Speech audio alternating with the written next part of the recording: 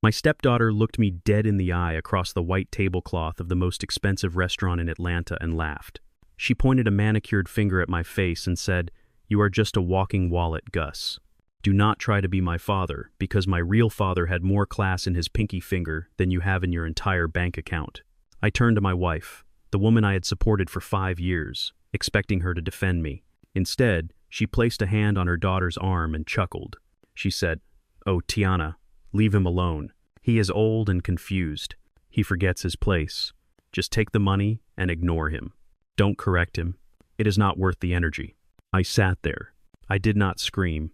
I did not flip the table. I just smiled, sipped my water, and realized that my marriage was over. The next morning, I initiated Protocol 0. By noon, they had lost the cars, the tuition, the house, and every dime of access to my fortune. But before I tell you how I destroyed their world in 24 hours, please like this video and comment down below with the city you are watching from. I want to see how far this story travels. My name is Augustus King, but everyone who matters calls me Gus. I am 72 years old. When people look at me now, they see a slow-moving African-American man with gray hair and a cane. They see a retiree who likes to sit on his porch. They do not see the man who built King Logistics from a single rusted delivery truck in 1980 into a freight empire that moves cargo across 3 continents. They do not see the ruthless negotiator who survived corporate raids and union wars. They just see an old man. And that is exactly the mistake my wife, Vanessa, and her daughter, Tiana, made. They mistook my kindness for weakness and my silence for stupidity. It was Saturday night. The occasion was Tiana's 26th birthday. She had demanded we celebrate at the Gilded Lily, a place where a steak costs more than my first car, and the waiters look at you like they are doing you a favor by serving you water. I paid for the reservation, of course. I always paid. I sat at the head of the table dressed in my best Sunday suit. To my right sat Vanessa, beautiful at 50 years old, and wearing a diamond necklace I had bought her for our anniversary. To my left sat Tiana and her husband, Hunter. Hunter is 28. He is white, works in finance, or at least he says he does. I have never actually seen him go to an office. He has that way of looking at me, a smile that does not reach his eyes, a tone that is always a little too loud, like he thinks I am deaf or slow because of my age, or maybe because of my skin color. He calls it joking. I call it disrespect. The waiter cleared the appetizers. We had eaten caviar and lobster tails. Tiana had ordered champagne that cost $500 a bottle. She was glowing, basking in the attention. She loved being the center of the world. Then it was time for gifts. Hunter handed her a small box. It was a pair of earrings, diamond studs, small, tasteful. Tiana squealed and kissed him. "Oh, baby," she said. "These are perfect. You spoil me." I knew for a fact that Hunter was broke. I knew this because I paid the rent on their luxury apartment in Buckhead.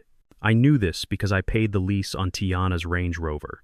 I knew this because every time they went over their credit limit, Vanessa would come to me with big, sad eyes talking about how hard it is for young people these days, and I would cover the debt. So, in reality, I had bought those earrings too. But I said nothing. I clapped my hands. I smiled. Then it was my turn. I reached into my jacket pocket and pulled out a heavy leather-bound envelope. I had spent weeks thinking about this gift. Tiana was finishing her MBA. She was always talking about starting her own fashion brand. I wanted to give her security. I wanted to give her a foundation. Inside that envelope was a custodial savings bond and a trust deed worth $50,000, mature and ready to be cashed or invested. It was real wealth. It was seed money. I slid the envelope across the table. "Happy birthday, Tiana," I said.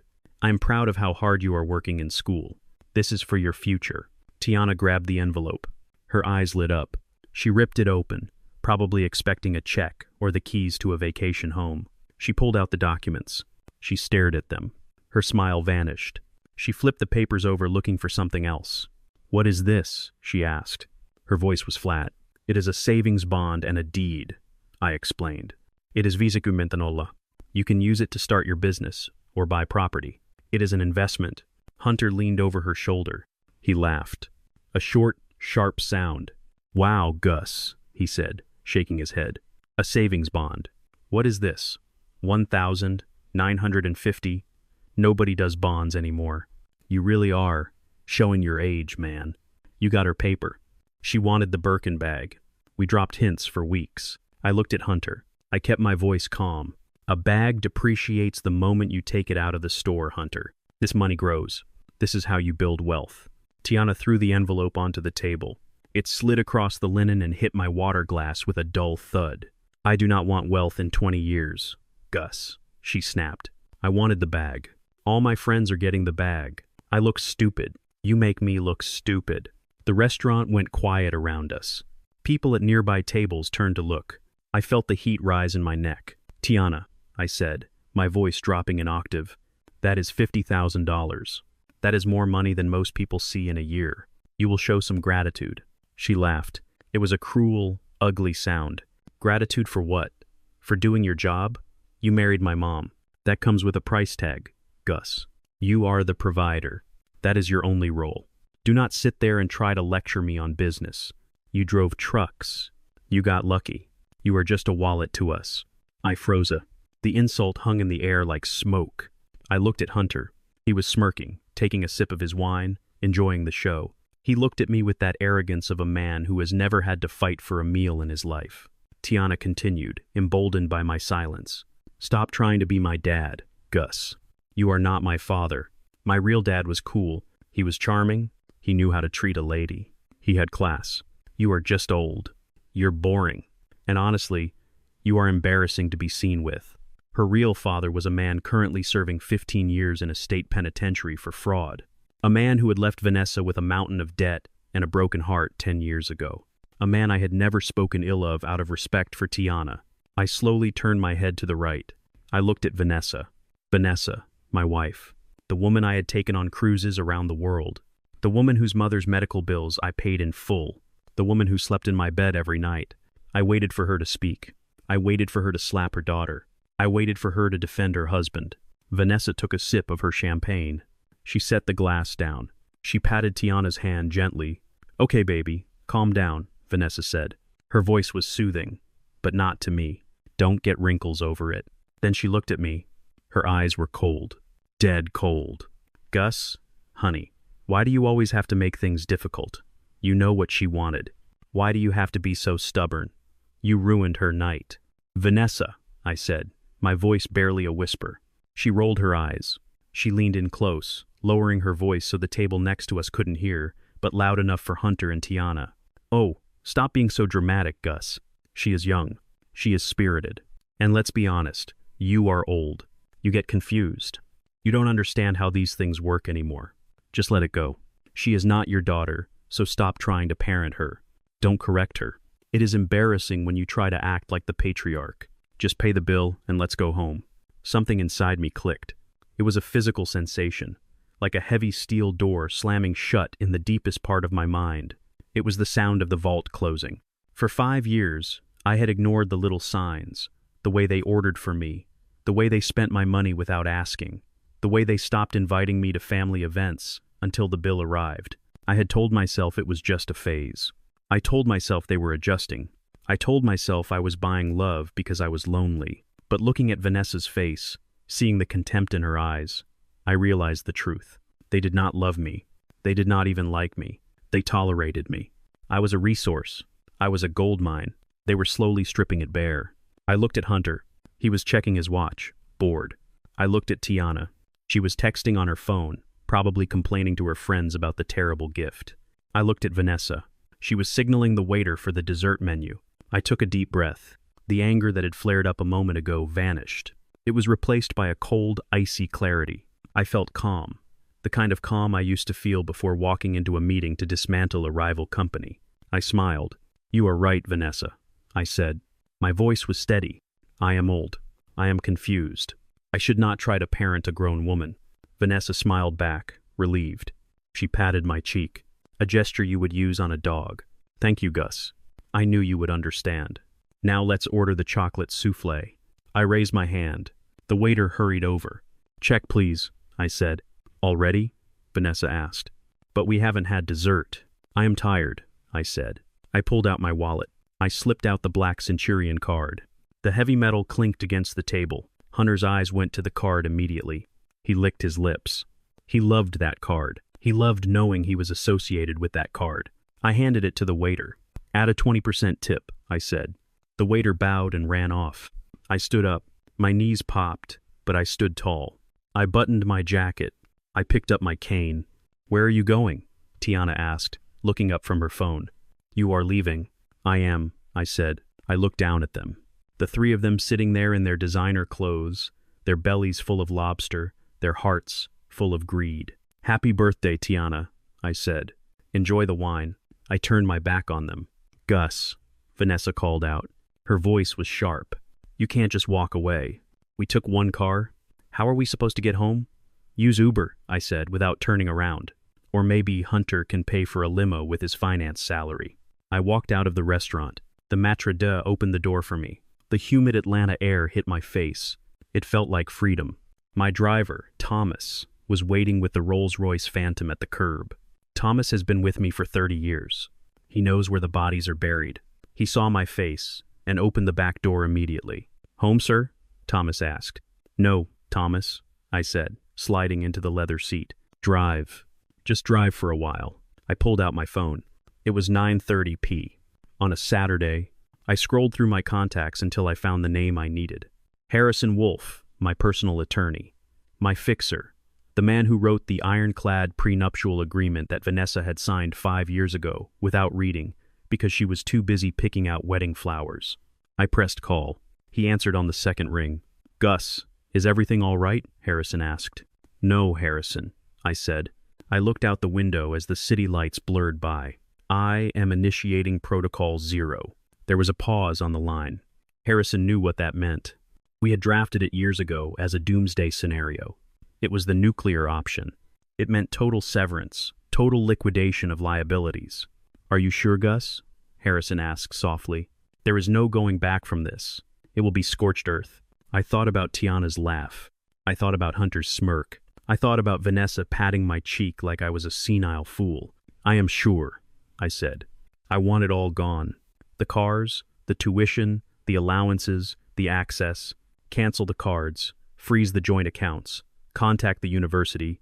Contact the leasing agents. I want them to wake up tomorrow morning with nothing but the clothes on their backs. Consider it done, Harrison said. I will start the paperwork tonight. By sunrise, their world will be different. Thank you, Harrison. I hung up the phone.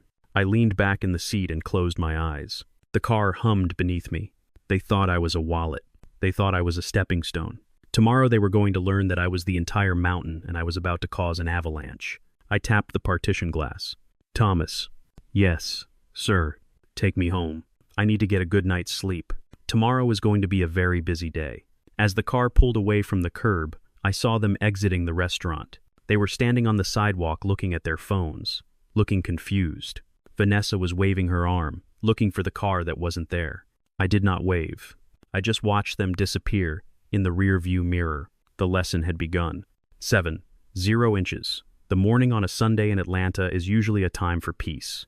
The humidity has not yet risen to choke the air, and the only sound you might hear is the distant hum of the highway or the song of a cardinal in the magnolia trees. I sat in my favorite wingback chair in the corner of my bedroom, a cup of black coffee in my hand. It was Colombian, strong and bitter, just the way I liked it. I did not add sugar. I had enough sugar in my life for 5 years, and it had only rotted my teeth. I was fully dressed. I wore my charcoal slacks, a crisp white button-down shirt, and my house shoes. I was not a man who lounged in pajamas. My father, a sharecropper who became a deacon, taught me that a man greets the day, ready to work, even if that work is simply teaching a lesson. Down the hall, I heard the first signs of life. It was Tiana. She was awake early, likely because she had a spa appointment at 8:30. She never missed an appointment that involved someone else rubbing her feet or painting her nails, especially when I was footing the bill. I heard her door slam. I heard the heavy thud of her designer heels on the hardwood floor. She was moving with purpose, probably already texting her friends about the terrible dinner the night before, complaining about the cheap stepfather who gave her paper instead of leather. I took a slow sip of coffee and checked my watch. The tow truck should be arriving right about now. I walked to the window and parted the heavy velvet curtains just an inch. My driveway is long, winding up from the street through a grove of oaks. At the bottom, blocking the exit, was a flatbed truck. It was massive, black, and loud. Two men in jumpsuits were already hooking chains to the white Range Rover Sport that sat parked near the fountain. That car cost $90,000. I had paid for it in cash 2 years ago because Tiana said she needed a safe vehicle for school. I had never seen her drive it to a library, but I had seen it parked in front of plenty of nightclubs. I watched as Tiana burst out of the front door. She was wearing a silk robe that cost more than my first week's paycheck at the trucking company. She had a phone pressed to her ear and a coffee tumbler in her hand. She stopped dead in her tracks when she saw the men. I could not hear her words through the double-paned glass, but I knew the body language. She dropped the tumbler. Coffee splashed across the limestone steps. She ran toward the truck, waving her arms like a woman possessed. She was screaming. I could see her mouth contorting, her face turning that ugly shade of red that only appears when a spoiled child is told no for the first time. She grabbed the arm of the driver, a burly man who looked like he had moved more heavy machinery than Tiana had moved brain cells. She was pointing at the house, then at the car, then at her phone. She was likely threatening to call the police. She thought she was being robbed. In her mind, that car belonged to her. It was her birthright. She did not understand that in the real world, ownership is determined by whose name is on the title, not whose purse is in the passenger seat. The driver paused. He reached into his pocket and pulled out a clipboard. He held it up for her to see. Tiana snatched it from him. She read it. She froze it.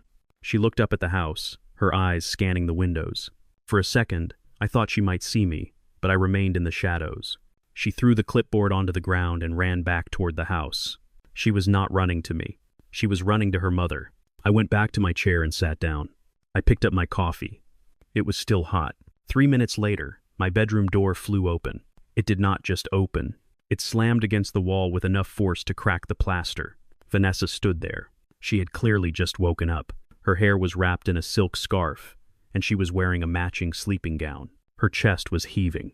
Her eyes were wide, filled with a mixture of confusion and fury that I had never seen directed at me before. Usually, she looked at me with boredom or mild irritation. Today, she looked at me like I was a monster. "Gus!" she screamed. Her voice was shrill, piercing the quiet morning air. "What in the name of God is going on outside? There are men stealing Tiana's car. She says they have paperwork with your name on it. Tell me this is a mistake. Tell me you did not do something this petty." I did not look up immediately. I took another sip of coffee. I let the silence stretch out, filling the room, making her wait. I wanted her to feel the weight of my calm against her chaos. "It is not a mistake, Vanessa," I said finally, setting the cup down on the saucer with a gentle clink. "And it is not stealing. You cannot steal what you already own." Vanessa marched into the room. She stood over me, her hands on her hips. "You own it," she spat. "You gave that car to her. Gus. It was a gift. She needs it. She has appointments. She has to get to campus. How is she supposed to get around? She is a young woman. She cannot be walking on the side of the road. It is dangerous." I looked up at her. Then I looked at the woman I had married 5 years ago. I remembered how she had told me she wanted a partner, someone to share her twilight years with. I remembered how she had cried when I paid off her mortgage so she wouldn't lose her childhood home. I realize now those tears were not gratitude. They were relief that she had found a succor. "She needs transportation," I agreed. "Her legs seem to work fine. Or perhaps she can take the bus. There is a stop 2 miles down the road. I used to take the bus every day when I started my company. It builds character." Vanessa's mouth dropped open. She looked as if I had slapped her. "The bus," she whispered. "Are you insane? She is Tiana. She does not take the bus. She drives a Range Rover. Fix this, Gus. Call those men right now and tell them to put the car down. You are embarrassing us. The neighbors will see. The doctors, the lawyers, the professional athletes who lived on this street, they were the only jury Vanessa cared about." "I'm not calling anyone," I said. "The car is gone. It is being taken to a dealership to be sold. I am liquidating assets that no longer serve a purpose. That car was an expense. It yielded no return on investment." Vanessa stared at me. She blinked, trying to process what was happening. This was not the Gus she knew. The Gus she knew was a doormat. The Gus she knew apologized for taking up too much space. "You are doing this because of last night, aren't you?" she asked, her voice turning venomous. "Because she hurt your fragile little feelings. My God, Gus, you are a 2-year-old man acting like a toddler. She made a joke. She had a little too much champagne. And now you are taking her car. That is abusive. That is financial abuse. Abuse, I repeated. The word tasted like ash. Abuse is watching a man work for 50 years until his back is bent and his hands are calloused, and then telling him he is nothing but a wallet. Abuse is letting your daughter spit in the face of the man who puts food on her table. I stood up. I used my cane for leverage. But once I was up, I did not need it. I towered over her. You want to talk about finances, Vanessa? Let's talk. I reached into my pocket and pulled out my phone. I tapped the screen and held it up so she could see. It was a notification from American Express. Card ending in 4098. Declined. Vanessa's hand flew to her mouth. What is that? She asked. That is Tiana's supplementary card, I said. She tried to use it 5 minutes ago to pay the tow truck driver to drop the car. It didn't work. And yours won't work either. I canceled them all this morning. The Visa, the MasterCard, the American Express, all of them. Vanessa stumbled back. She grabbed the edge of the dresser to steady herself. You canceled the cards, she gasped. But I have to go to the grocery store today. I have a hair appointment. Tiana needs to pay for her summer classes next week. How are we supposed to buy anything? I reached into my pocket again. I pulled out a money clip. I peeled off 5 $20 bills. I dropped them on the dresser. They fluttered down like leaves. There is $100, I said. That should cover groceries for a few days if you shop carefully. I suggest you buy rice and beans. They stretch further than filet mignon. As for the rest, you have a job, Vanessa. You work part-time at that gallery. Use your paycheck. My paycheck, she shrieked. My paycheck is for my personal things. It doesn't cover this house. It doesn't cover our lifestyle. Exactly, I said. It does not cover our lifestyle. It covers your lifestyle. My money covered our lifestyle, and as of this morning, my money is closed for business. Vanessa looked at the $100 on the dresser. She looked at me. Her face twisted into a mask of pure hatred. You can't do this, she hissed. We are married. Half of what you have is mine. I will call a lawyer. I will take you for everything. I laughed. It was a dry, humorless sound. Call a lawyer, Vanessa. Please call Harrison Wolf. He wrote the prenuptial agreement you signed 5 years ago. The one you didn't read because you were too busy planning the honeymoon in Bora Bora. It states clearly that what was mine before the marriage remains mine. The business, the investments, the house, it is all mine. You leave with what you came with, which, if memory serves, was a mountain of debt and a closet full of shoes.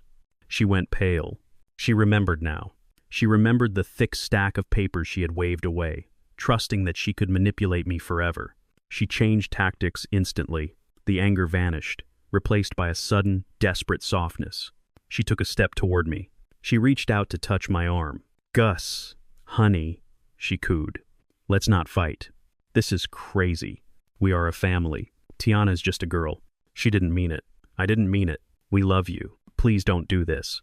Don't humiliate us. Just bring the car back. Turn the cards on, and we can forget this ever happened. I'll make you that pot roast you like tonight.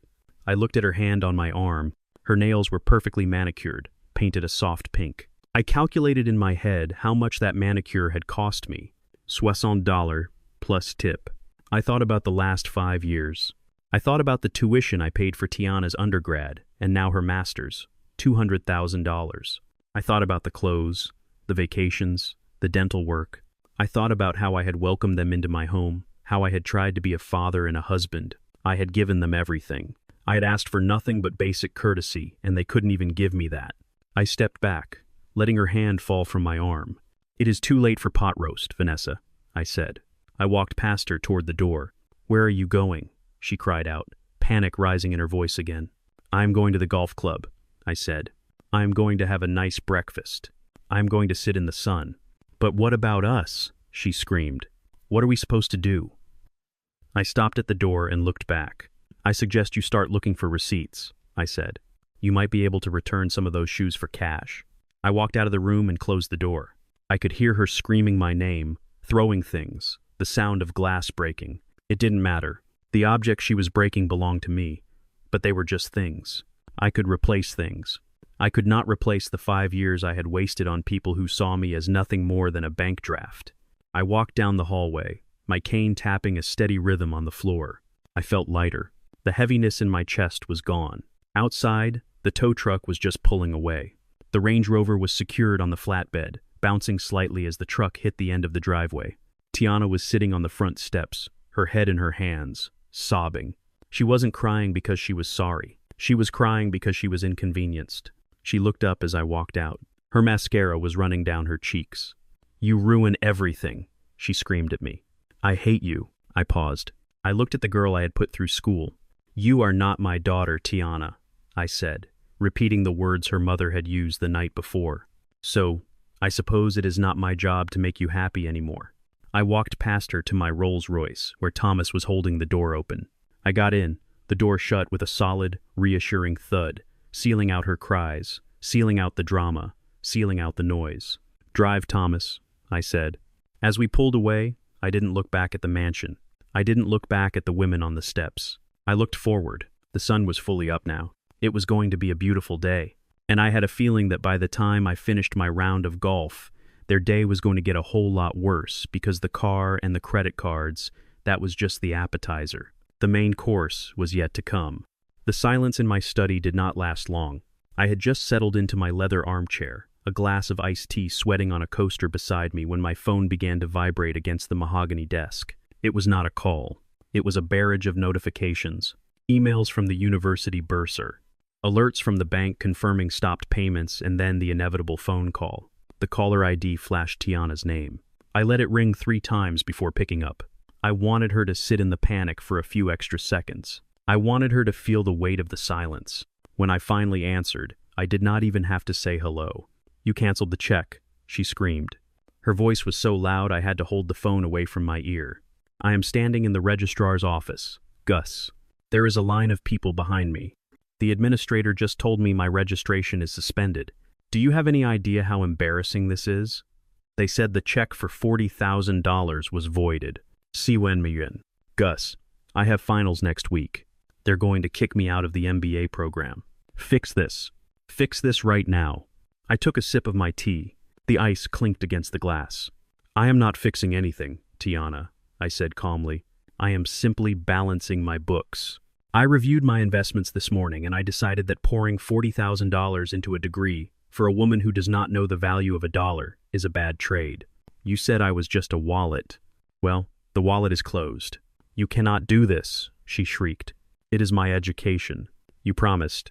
"I promised to support a daughter," I corrected her. "You made it very clear last night that you are not my daughter. You told me not to parent you. So I am stepping back. This is what independence feels like, Tiana. It feels like paying your own bills." She started to cry. Then those angry, entitled tears of a child who has had a toy snatched away. "I will tell Mom," she sobbed. "Tell her," I said. "Maybe she can sell some of her shoes to cover your tuition. Or maybe your husband, the financial genius, can write a check." I hung up the phone. I did not feel guilty. I had paid for her undergraduate degree. I had paid for her first master's program, the one she quit halfway through because it was too stressful. I had paid enough. An hour later, the front door of my house flew open. I heard the heavy, aggressive footsteps of a man trying to sound important. It was Hunter. He did not knock. He did not ring the bell. He barged into my home like he owned the deed. I stayed in my chair. I did not rise to greet him. I turned the page of the newspaper I was reading.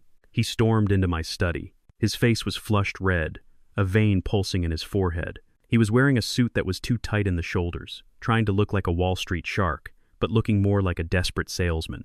He was carrying a leather briefcase, one I had bought him for Christmas last year. He slammed it down onto my desk. Papers fluttered.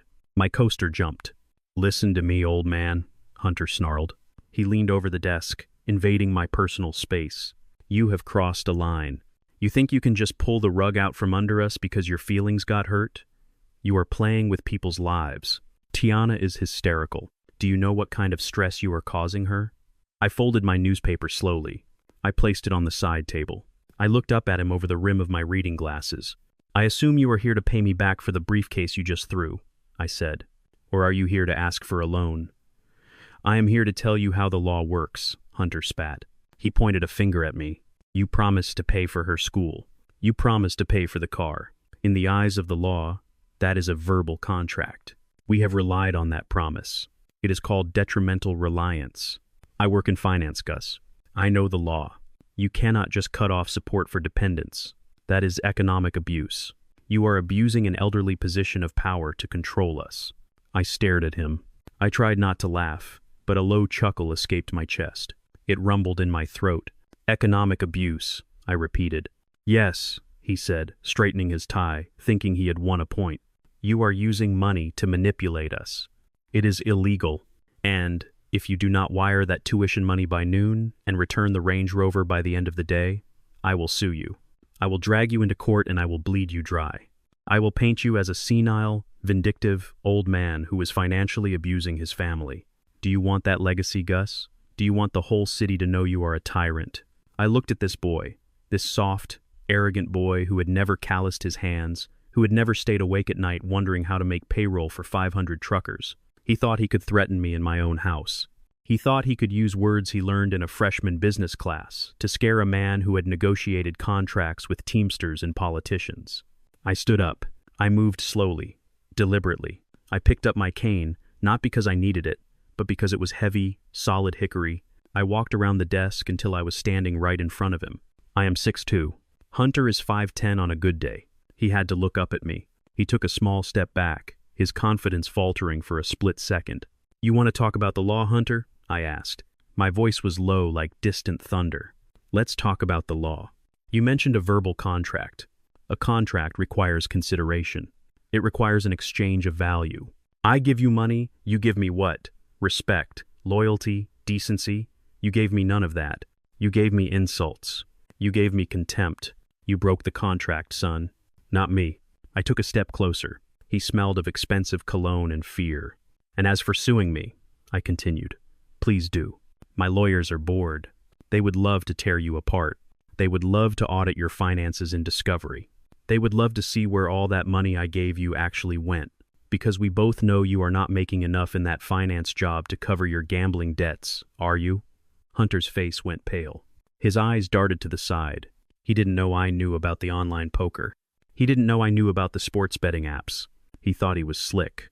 But before you call your lawyer, I said, let's talk about something more immediate. You mentioned abuse. You mentioned control. You seem to think you are a victim here. So, let me set you free. I walked over to the window and looked out at the driveway. You are standing in my house, Hunter. A house you do not pay for. You are wearing a suit I likely paid for. You drove here in a car that is leased in my name. You are a parasite and I am done being the host. I turned back to him. His arrogance was cracking, replaced by a dawning realization that he had overplayed his hand. Get out, I said. What? He stammered. Get out of my house, I said. Right now, take your briefcase, take your empty threats, and get off my property before I call the police and have you arrested for trespassing. The apartment, I said. The penthouse in Buckhead with the skyline view. The one where you and Tiana host your parties and laugh about the dumb old truck driver who pays the bills. Do you remember who signed the lease? Hunter blinked. He licked his lips nervously. I signed it, he said, his voice shaking. My name is on the lease. Yes, I said, smiling. A cold, hard smile. Your name is on the tenant line. But do you remember who signed as the guarantor? Do you remember who co-signed because your credit score was too low to qualify for a luxury unit? He stopped. The color drained from his face completely. He looked like a ghost. I did, I said. I am the guarantor. And do you know what happens when the guarantor withdraws their backing? Do you know what happens when the landlord realizes the tenant has no income and no credit? No, he whispered. You wouldn't. I already did, I said. I called the leasing office this morning. I formally withdrew my guarantee. And, just so you know, the management company that owns that building, King Properties, it is a subsidiary of my holding company. I bought the building last year. I just never bothered to mention it. Hunter dropped the briefcase. It hit the floor with a thud.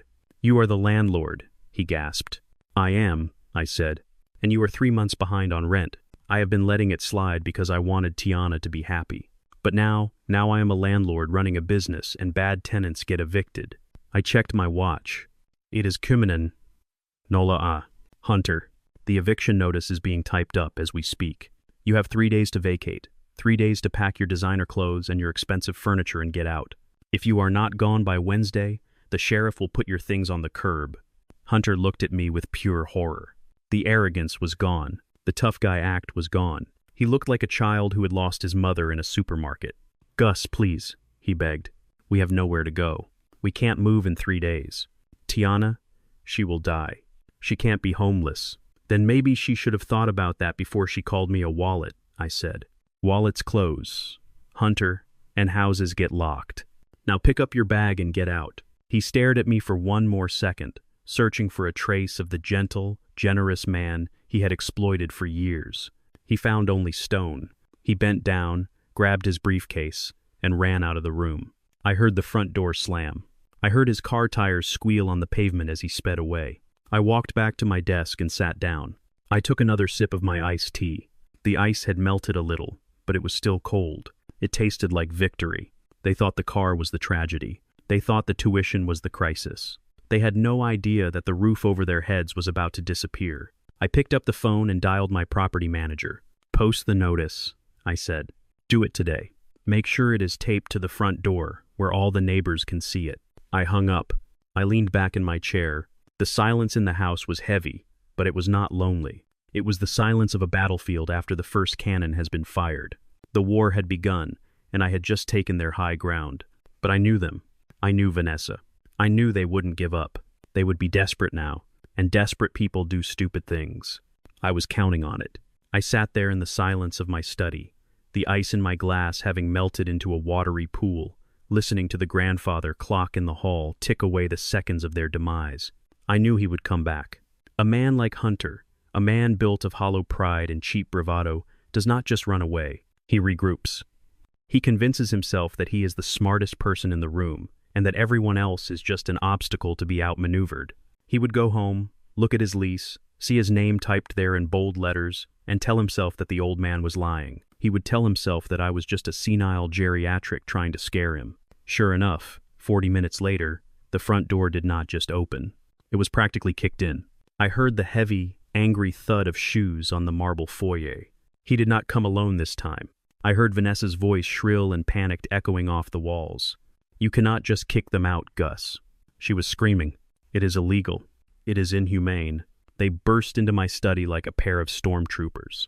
Hunter was waving a document in the air, his face twisted in a triumphant sneer. He looked like he had just discovered fire. He slapped the paper down on my desk, right on top of my organized stack of correspondence. "Read it," Hunter barked. "Read it and weep, old man. I knew you were bluffing. I knew you were losing your mind. This is the lease. Look at it. Tenant Hunter Vance, not Augustus King. I am the tenant. I have rights. You cannot evict a tenant without cause, and you certainly cannot do it because you are having a temper tantrum. You are senile, Gus. You are confusing your power fantasies with reality." He stepped back, crossing his arms, looking at Vanessa for approval. She nodded, her eyes blazing with indignation. "He is right, Gus," she said. "You are confusing things. You are getting mixed up. We should probably call Dr. Evans. This behavior is erratic. You are imagining you own things you do not own." I looked at the lease on the desk. It was a standard Georgia residential lease agreement. I knew it well. I had paid the lawyers who drafted the template for my company 20 years ago. I did not touch it. I just looked up at Hunter, then at Vanessa. I felt a strange sense of pity for them. They were like children playing with a loaded gun, thinking it was a water pistol. "Is that all?" I asked. "That is enough," Hunter shouted. "I am calling the police if you do not stop harassing us. I am the legal tenant. You are nothing but a third party." I opened the top drawer of my desk. The sound of the wood sliding on its tracks was the only sound in the room for a moment. I pulled out a single sheet of cream-colored paper. It was heavy stock, formal. I placed it gently on top of his lease. "You are right, Hunter," I said softly. "Your name is on the lease. You are the tenant, but you seem to have forgotten how you got that apartment. Do you remember the credit check? Do you remember the leasing agent telling you that your debt-to-income ratio was too high? Do you remember who stepped in and signed the guarantee of lease?" Hunter frowned. The sneer faltered slightly. "You co-signed," he muttered. "So what? That just means, if I don't pay, you have to." I smiled. It was the smile of a wolf watching a lamb wander away from the herd. "Not exactly," I said. "A co-signer shares liability. A guarantor guarantees performance. And in the fine print of that lease clause 14, Section B, It states that the guarantor has the right to withdraw their guarantee at any time if the tenant is in default, and when the guarantee is withdrawn, the lease is voidable immediately. I tapped the paper I had placed on the desk. This is the notice of withdrawal of guarantee, I said. I filed it at 9 a.m. this morning. Without my backing, you do not qualify to live in that building. You are financially naked, son. Hunter laughed. It was a nervous, shaky sound. Default, he scoffed. We are not in default. The rent is paid every month. You pay it. I leaned forward. This was the part I had been waiting for. This was the trap I had set 3 months ago. The moment Tiana had rolled her eyes when I asked her how her classes were going, I had sensed the disrespect growing like a cancer. I knew I needed leverage. Did I? I asked. Are you sure about that? Hunter looked at Vanessa. Vanessa looked at me. Of course you paid it, Vanessa said. It is on auto pay.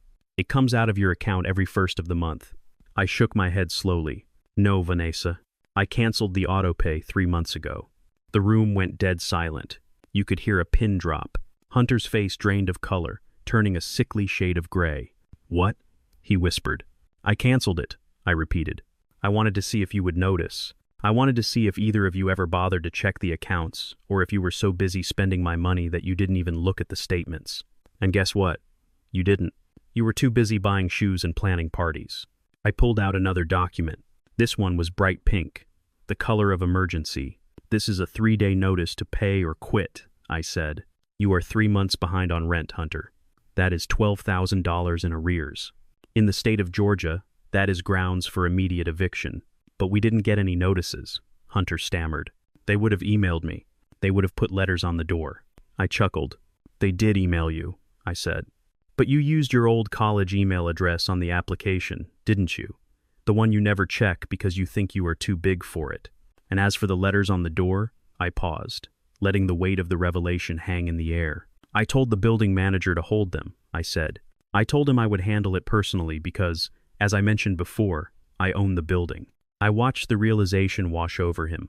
It was brutal. He looked at Vanessa, begging her to fix it, begging her to tell him this was just a bad dream. You own the building, Vanessa whispered. Since when? Since last November, I said. The previous owner was a friend of mine. He wanted to liquidate his assets. I bought the entire complex, King Properties.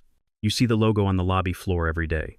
Tiana walks over it in her heels, but you never looked down. You never asked. You just assumed the world existed to serve you. I stood up and walked around the desk. I picked up the pink eviction notice and held it out to Hunter. You have 72 hours, I said. But since today is Sunday, the sheriff probably won't come until Wednesday morning. That gives you time to pack. I suggest you prioritize. Take the things you can sell. You are going to need the cash. Hunter did not take the paper. It fluttered from my hand and landed on his shiny leather shoes. He stared at it as if it were a venomous snake. You trapped us, he whispered. His voice was trembling with rage and fear. You set us up. You stopped paying the rent on purpose just so you could do this. You are a psychopath. I am a businessman, I corrected him, and I audit my investments. When an investment becomes a liability, I cut it loose. You and Tiana are liabilities. You consume resources and produce nothing but disrespect. Vanessa stepped forward. Her eyes were wild. She grabbed Hunter's arm, digging her nails into his suit jacket. You cannot do this to my daughter, she screamed. She is in the middle of her finals. She cannot be homeless. Where are they supposed to go? They have no money. You took their credit cards. You took their car. Now you are taking their home. You are trying to destroy them. I'm trying to teach them, I said. I am trying to teach them that the world is cold when you do not have a jacket, and it is hard when you do not have a chair. They have lived in a fantasy world for 5 years. Welcome to reality. Hunter looked up. His eyes were red-rimmed with tears of frustration. He looked around the room, his gaze darting from the mahogany bookshelves to the Persian rug, and then it landed on Vanessa. A look of desperate calculation crossed his face. He realized he had lost the battle for the apartment. The law was against him. The money was against him. But he thought he had one card left to play. Fine, Hunter spat. Keep your damn apartment. Keep your building. We don't need it.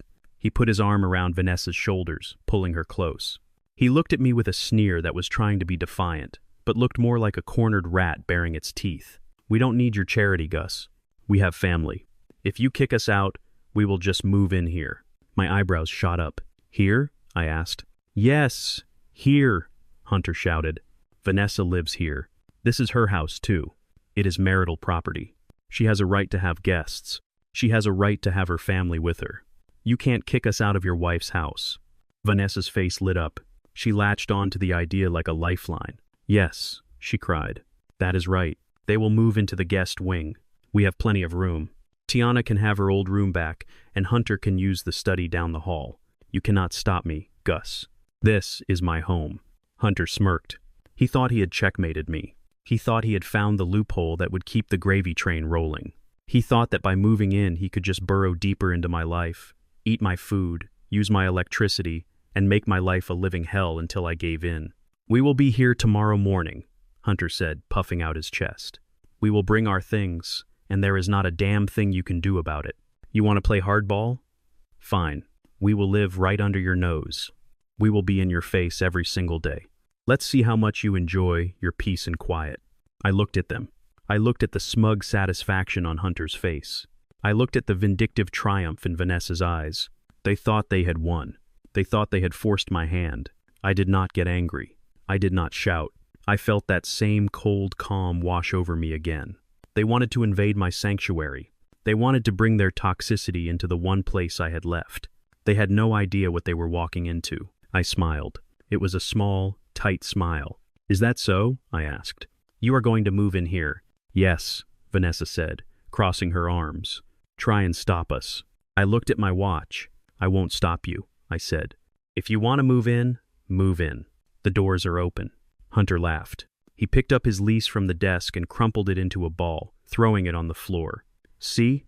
He said to Vanessa. He folded. He knows he can't win. We will see you tomorrow, Gus. Have the maid prepare the rooms. They turned and walked out of the study, their heads held high, convinced they had just won the war. I heard them laughing in the hallway. I heard Vanessa telling Hunter that he was brilliant. I waited until I heard the front door close. Then I picked up the pink eviction notice from the floor where it had fallen. I smoothed it out and placed it in the file. They thought moving in here was the solution. They thought they could bully me in my own castle. They forgot that a castle is only comfortable if the king allows it to be. They forgot that I controlled the environment. I controlled the heat. I controlled the lights. I controlled the food. I picked up my phone and dialed my smart home security provider. Hello, this is Augustus King, I said. Account number 8,842. I need to make some changes to my service. Yes, immediate changes. I want to restrict access to the guest wing. I want to set a lockout on the thermostat. And I want to change the Wi-Fi password. Yes, change it to something long. Something complicated. I hung up. Then I called the kitchen staff. Higgins, I said. Yes, it is Gus. I am giving everyone the week off. Yes, paid. Go home. Empty the fridge before you go. I want it bare. Nothing but water and maybe some crackers. Yes, lock the pantry. No, do not leave the key. I leaned back in my chair. They wanted to live with me. They were about to learn that living with Gus King when he is happy is a luxury. Living with Gus King when he is teaching you a lesson is a survival course. I looked out the window at the sprawling lawn of my estate. Tomorrow the invasion would begin, and tomorrow I would turn my home into a fortress of discomfort. They wanted a free ride. I was about to take them on a journey they would never forget. The invasion began at 9:00 inches the morning on Monday, just as Hunter had threatened. It was not a quiet affair. It was a spectacle. A convoy of 3 moving vans pulled up my driveway, followed by Hunter's leased sedan and Tiana's rental car. Because even without my money, she refused to take the bus. I stood on the balcony of the master suite, looking down at them like a general watching a disorganized army trying to breach the castle walls. They were not bringing essentials. They were bringing excess. I saw designer suitcases, boxes of shoes, a 60-inch television, and even an espresso machine. They were moving in for the long haul. They were planning to occupy my home and wait me out. I walked down the grand staircase, slowly leaning on my cane, not because I needed it, but because the tapping sound it made on the marble annoyed Vanessa. She was standing in the foyer, directing the movers with the authority of a queen.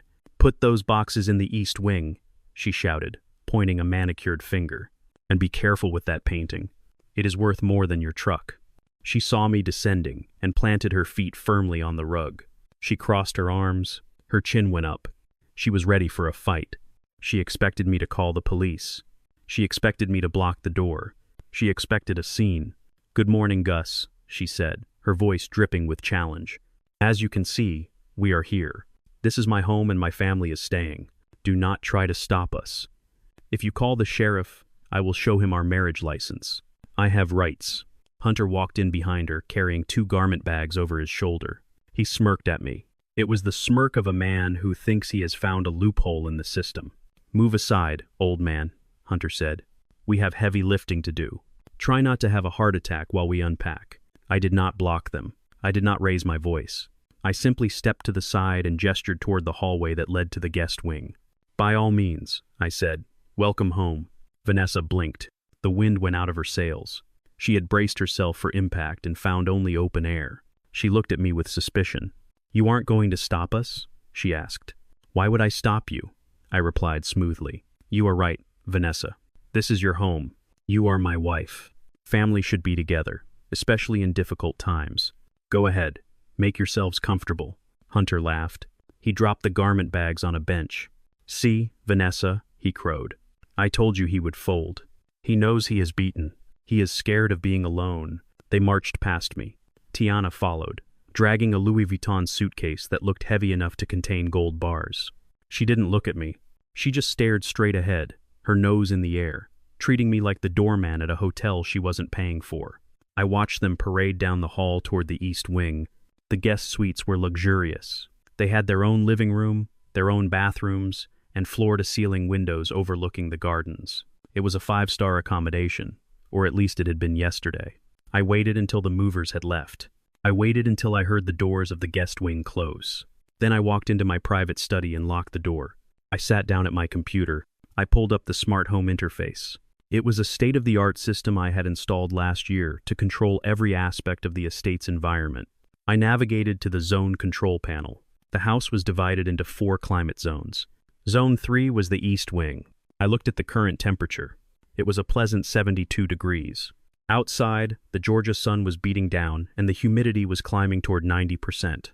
It was going to be a scorcher. I clicked on Zone 3. I selected System Off. Then I went to the Connectivity tab. I found the wireless access points for the guest wing. I clicked Disable. Then I went to the water heater settings. The estate had 3 tankless water heaters. Unit C supplied the guest wing. I clicked Deactivate. I leaned back in my chair. It was a subtle warfare. It was the gray zone. I wasn't kicking them out. I wasn't locking the doors. I was simply declining to provide the services they had grown accustomed to. If they wanted to live in my house against my will, they would live in the environment I chose. I spent the rest of the morning in my office handling business calls for my consulting firm. Around noon, I heard the first signs of distress. It started with a door opening and slamming shut, then footsteps. Fast, angry footsteps. Hunter appeared at my office door. He was sweating. His shirt was unbuttoned at the top and his hair was damp. "The Wi-Fi is down," he said. "I am trying to trade crypto and I can't get a signal and the air conditioning is broken. It is a sauna in there. Fix it." I looked up from my paperwork. I adjusted my glasses. "I am afraid I cannot do that, Hunter," I said. "What do you mean you can't?" he demanded, wiping sweat from his forehead. "You own the house. Call the repair guy." I took off my glasses and set them on the desk.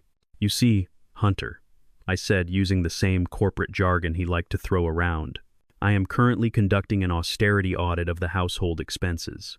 Energy costs are up. Inflation is high. I have decided to reduce the utility consumption in non-essential areas of the estate. The East Wing is considered a non-essential zone. Therefore, climate control and internet services have been suspended to balance the budget." He stared at me, his mouth agape. "You turned off the AC," he whispered. "On purpose. It is 90 degrees outside, Gus. It is energy efficient," I corrected him. "And as for the internet, well, Wi-Fi is a luxury, not a right. I am sure you have data on your phone. Oh, wait, I pay the phone bill too, don't I? I should probably look into suspending that line as well." Hunter's face turned purple. "You are doing this to torture us," he shouted. "I am doing this to save money," I said. "I have to save money because I am supporting 3 able-bodied adults who refuse to work. Now, if you will excuse me, I have actual work to do." He stormed out, screaming for Vanessa. An hour later, the heat in the house was rising, but my study remained a cool, crisp 68 degrees. I decided it was time for lunch. I walked to the kitchen. My kitchen is a chef's dream.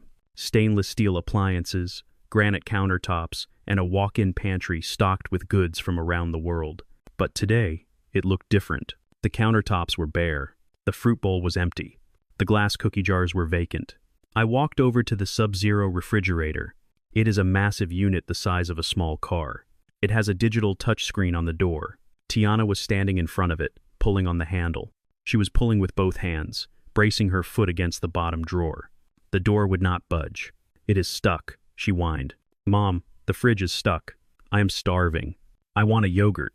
Vanessa was sitting at the kitchen island, fanning herself with a magazine. Her silk blouse was sticking to her back. "Gus," she said, seeing me enter, "fix the fridge and turn on the air. Tiana is faint from the heat." I walked past Tiana. I tapped the digital screen on the fridge door. A keypad appeared. I entered a 6-digit code. There was a soft beep, and the mechanical lock disengaged. I opened the door. The light inside was cool and inviting, but the shelves were almost empty. Higgins had followed my instructions perfectly. There were no gourmet cheeses. There were no organic berries. There was no smoked salmon. There was a pitcher of filtered water. There was a loaf of white bread. There was a jar of peanut butter. And there was my lunch, a pre-made container of grilled chicken and vegetables that I had prepared myself earlier that morning. I took out my container and the water pitcher. I closed the door. The lock engaged automatically with a heavy metallic click. Tiana lunged for the handle, but she was too late. It was locked again. "Hey," she screamed. "Open it back up. I want the water." I poured myself a glass of water and took a long, refreshing sip. I set the glass down and looked at them. "The kitchen is closed," I said. "What do you mean closed?" Vanessa snapped, standing up. "We are hungry. Where's the food? Where is Mrs. Higgins?" "Mrs. Higgins is on paid leave," I said. "And the food? Well, this is my food. I bought it. I prepared it." Tiana stomped her foot. She looked like a toddler in a 6-year-old's body. Sweat was trickling down her neck, ruining her blowout. "I am hungry, Gus," she yelled. "Open the damn fridge. You have to feed us. It is illegal to starve people." I picked up my chicken. "You are not starving, Tiana," I said. "You are free to leave at any time. There is a grocery store 3 miles away. You can walk there. You can buy whatever you want. You can eat whatever you can afford." "But I don't have any money," she shrieked. "You cut my cards. You took my car. How am I supposed to buy food?" I looked at her nails. They were still perfect. "Maybe you can trade a manicure for a sandwich," I suggested. "Or maybe your husband, the financier, can buy you lunch." "Oh, wait. He has no income either. That seems like a logistical problem on your end." Vanessa slammed her hand on the counter. "This is cruel, Gus," she hissed. "You are enjoying this. You are a sadist.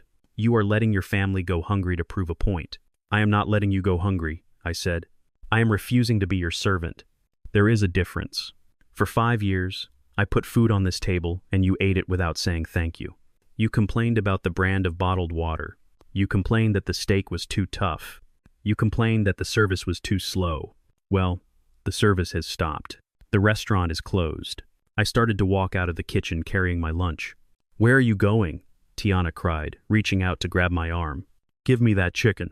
I need protein." I pulled my arm away sharply. I looked her in the eye. The same eyes that had looked at me with such disdain in the restaurant. "Do not touch me," I said. My voice was low and dangerous. I stepped back.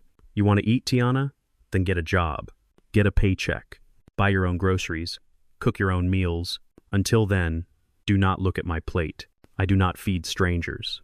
And right now, that is all you are to me. Strangers in my house." I walked out, leaving them in the hot, silent kitchen. I went to my study, locked the door, and ate my lunch in peace. I watched the security camera feed on my monitor. I saw them in the kitchen. Tiana was crying, trying to pry the pantry door open with a butter knife. Vanessa was on the phone, probably screaming at Harrison Wolf, who I knew would not take her call. Hunter was sitting on the floor, his head in his hands, looking defeated. They were hot. They were hungry. They were disconnected from the world. And for the first time in their lives, they were feeling the consequences of their own uselessness. I finished my chicken. It was delicious. I cleaned the fork and put the container in my private trash can. The invasion had stalled. They had breached the walls, but they had forgotten to bring supplies.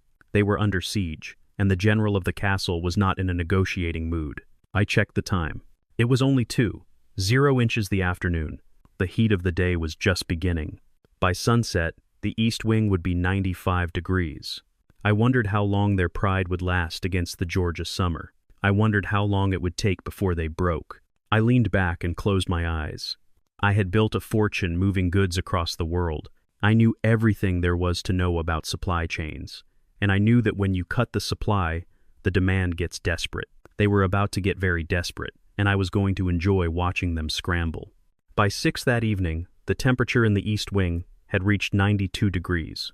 I monitored it from my desktop dashboard with a grim satisfaction. The humidity in Atlanta is not a passive force. It is an aggressor. It crawls into your skin and sits heavy in your lungs. I knew that by now Tiana's blowout was ruined and Hunter was sweating through his linen shirts. I stayed in my study where the air was crisp and dry, reviewing quarterly reports from my logistics firm. But my mind was not on shipping containers. It was on the enemy combatants down the hall. I expected shouting. I expected Hunter to come back and bang on my door. I expected Tiana to throw a tantrum. But instead, silence fell over the house. It was a heavy, suspicious silence, the kind of quiet that happens in the jungle right before the predator strikes. Around 7:30, there was a soft knock on my door. It was gentle, almost rhythmic. It was not the angry pounding of earlier. "Come in," I said, minimizing the security window on my screen. The door opened, and Vanessa walked in. She had changed clothes. She was no longer wearing the silk blouse she had arrived in. She was wearing a simple cotton house dress, one she used to wear years ago when we first started dating before I had upgraded her wardrobe to Prada and Gucci. Her hair was pulled back. She looked tired. She looked humble. She was carrying a silver tray. On it was a porcelain teapot, a single cup, and a small plate of shortbread cookies. "Hey, Gus," she said softly. Her voice was low and sweet, dripping with a nostalgia that set my teeth on edge. "I know you are angry. I know things got out of hand today. I just wanted to bring you some tea. It is your favorite blend, Earl Grey with a drop of honey and lemon." She walked over to the desk and set the tray down. She did not look at me with defiance. She looked at me with big, watery eyes. She reached out and touched my hand, her fingers cool against my skin. "I am sorry about the car," she said. "And the apartment. We were just scared. We are a family, Gus. Families fight, but we shouldn't starve each other. Please just drink your tea. Relax. Let's talk in the morning when cooler heads prevail." I looked at her. I looked at the woman I had shared a bed with for 5 years. She was a good actress. I had to give her that. If I didn't know better, if I hadn't seen the hate in her eyes that morning, I might have believed her. I might have thought this was a genuine olive branch. "Thank you, Vanessa," I said. I kept my face neutral. "That is very thoughtful of you." She smiled. It was a fragile, hopeful thing. "Drink it while it is hot," she urged. "It will help you sleep. You look exhausted." She turned and walked out of the room, closing the door softly behind her. I stared at the teapot. Steam curled from the spout. It smelled like bergamot and lemon. It smelled like normalcy. But 30 years in the trucking business teaches you to trust your gut over your eyes. And my gut was screaming. Why now? Why the sudden shift from screaming harpy to beautiful wife? Why the specific mention of sleep? I picked up the cup. I brought it to my nose. I inhaled deeply. Underneath the citrus notes of the Earl Grey and the sweetness of the honey, there was something else. A faint chemical bitterness. It was subtle. Most people wouldn't have noticed it, but I take medication for my blood pressure. I know the smell of pharmaceuticals. It smelled like chalk and metal. I stood up. I walked over to the large potted ficus plant in the corner of the room. It was a hardy plant. Been with me for 10 years. "I am sorry, old friend," I whispered. I poured the entire contents of the teapot into the soil. The liquid soaked in instantly. I poured the cup out too. Then I took a napkin and wiped the rim of the cup, leaving a faint stain so it looked used. I placed the empty cup back on the tray. They were not just trying to manipulate me anymore. They were trying to sedate me, and that meant they needed me unconscious for something. A man does not drug another man unless he plans to do something that requires a lack of witnesses. I needed to know what. I went to my bookshelf behind a row of leather-bound encyclopedias I never read. I had a small safe. I opened it and pulled out a box I had bought a year ago, after a rash of break-ins in the neighborhood. It was a set of high-definition motion-activated spy cameras. They looked like standard USB wall chargers. I took one out of the box. I checked the battery. It was fully charged. I slipped the device into my pocket. I grabbed my empty water pitcher from the desk as a prop. I unlocked my door and stepped into the hallway. The house was quiet. I walked softly toward the kitchen. The kitchen was the command center. It was where they would congregate. It was the only room in the house with water since I had cut the supply to their bathrooms. I heard voices as I approached. Low, urgent whispers. I stopped. I waited. Then I walked in, making sure my cane tapped loudly on the floor. They jumped. Vanessa was leaning against the counter. Hunter was sitting at the island. Tiana was pacing. They all looked at me with wide, guilty eyes. "Just getting some water," I said, my voice groggy. I slurred my words slightly, just enough to sell the performance. That tea hit the spot. "I am feeling very tired." Vanessa's eyes lit up. She exchanged a quick, sharp glance with Hunter. "Oh, good," she said. "You should rest, Gus. Go to bed. We will be quiet." I walked to the fridge, filled my pitcher, and then walked over to the outlet near the coffee maker. "I need to charge my phone later," I mumbled. "I am going to leave this block here." I plugged the spy camera into the wall. The tiny lens was facing directly at the island where they were gathered. It blended perfectly with the white tile backsplash. "Good night," I said. "Good night, Gus." They chorused. Their voices were too eager, too bright. I shuffled out of the room. I walked back to my study, locked the door, and immediately dropped the act. I moved with speed. I sat down at my computer and opened the secure app that connected to the camera feed. The video popped up on my screen in 4K resolution. The audio was crystal clear. I watched as Vanessa turned to Hunter. Her face was no longer sweet. It was hard, cold, and calculating. "Did he drink it?" Hunter asked. "The pot was empty," Vanessa said. "He drank the whole thing. That was 4 crushed Xanax and 2 Ambien, Hunter. That would knock out a horse. He will be out cold in 20 minutes. Hunter let out a breath he had been holding. He ran a hand through his hair.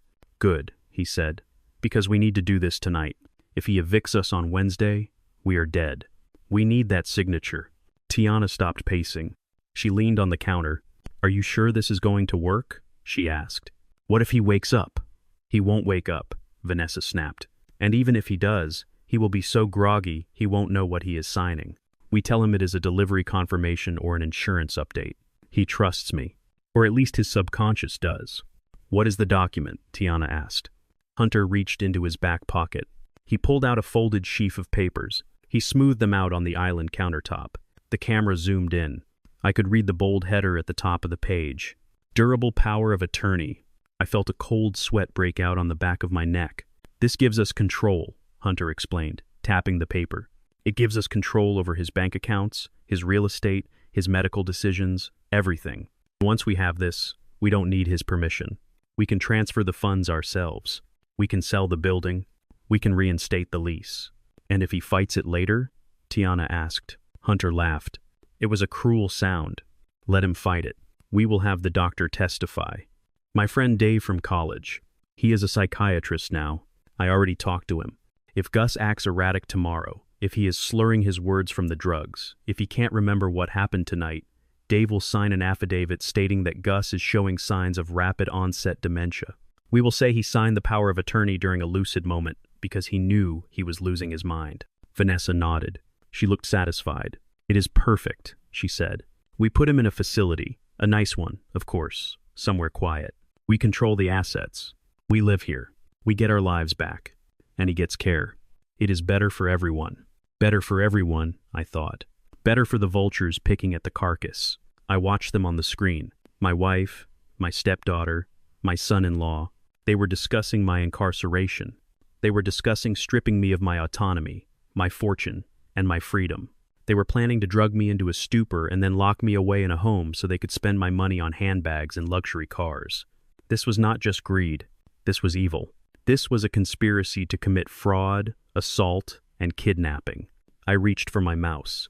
My hand was shaking, not from fear, but from a rage so pure it felt like white heat. I clicked the record button. I wanted every second of this. I wanted the audio.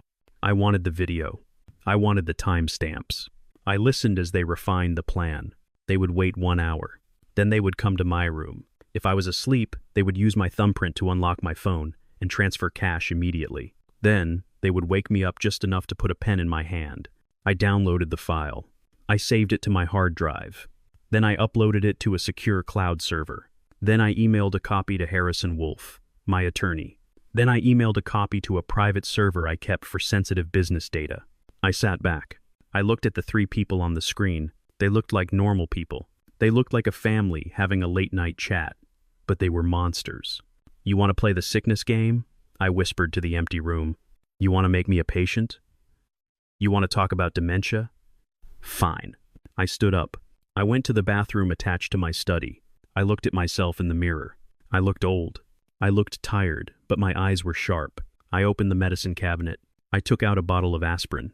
I crushed 2 tablets into a fine powder. I dusted the powder onto my sleeve, onto my collar. I mussed my hair. I unbuttoned my shirt so it hung loose and sloppy. I took out my false teeth. I usually only took them out to sleep and placed them in a glass of water. Without my teeth, my face collapsed. I looked 10 years older. I looked frail. I looked exactly like the senile, helpless old man they wanted me to be. I walked back into the study. I turned off the lights. I unlocked the door. I sat in my chair, slumped over, my mouth hanging open slightly. I practiced my breathing, slow, heavy, rattling. I was going to give them exactly what they wanted. I was going to let them come in. I was going to let them think they had won. I was going to let them put the pen in my hand. Because once they did that, once they crossed the threshold from planning to execution, there was no going back. It wasn't just talk anymore. It was a crime in progress, and I was the bait. I waited in the dark. I watched the clock. 10 minutes, 5 minutes. Then I heard the footsteps, soft, stealthy. They were coming. I closed my eyes. I let my head loll to the side. Showtime. Monday morning arrived with the deceptive calm of a hurricane eye. Hunter left the house at 7:30 wearing his best suit, the navy blue Zegna I had bought him for his birthday 2 years ago. He whistled as he walked to his car, which was actually a rental I assumed he had charged to a credit card he didn't know was canceled yet. He looked like a man who had just won the lottery. In his mind, he had the signature. He had the doctor's testimony. He believed he was hours away from liquidating my life. I waited until he was gone before I dressed. I chose a bespoke 3-piece suit, charcoal gray with a subtle pinstripe.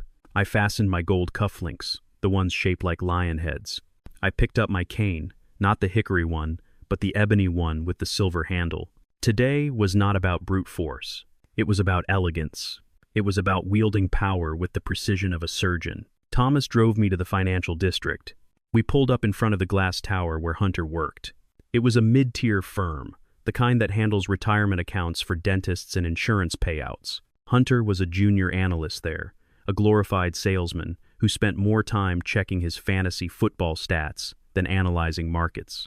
I did not go to the lobby reception. I used my key card. I had a key card because I was a limited partner in the firm's primary hedge fund. I took the private elevator to the top floor. When the doors opened, the receptionist, a woman who had worked there for 20 years, stood up immediately. "King," she said, her eyes widening. "We were not expecting you. Is Mr. Sterling in?" "He is," she said. "Let me just ring him." "Do not bother," I said, walking past her. "I know the way." I walked down the hallway lined with modern art. I could hear the hum of the trading floor below, the sound of money moving. I reached the double doors at the end of the hall and pushed them open. Robert Sterling, the CEO, was on the phone. He looked up, surprised. He dropped the phone into its cradle.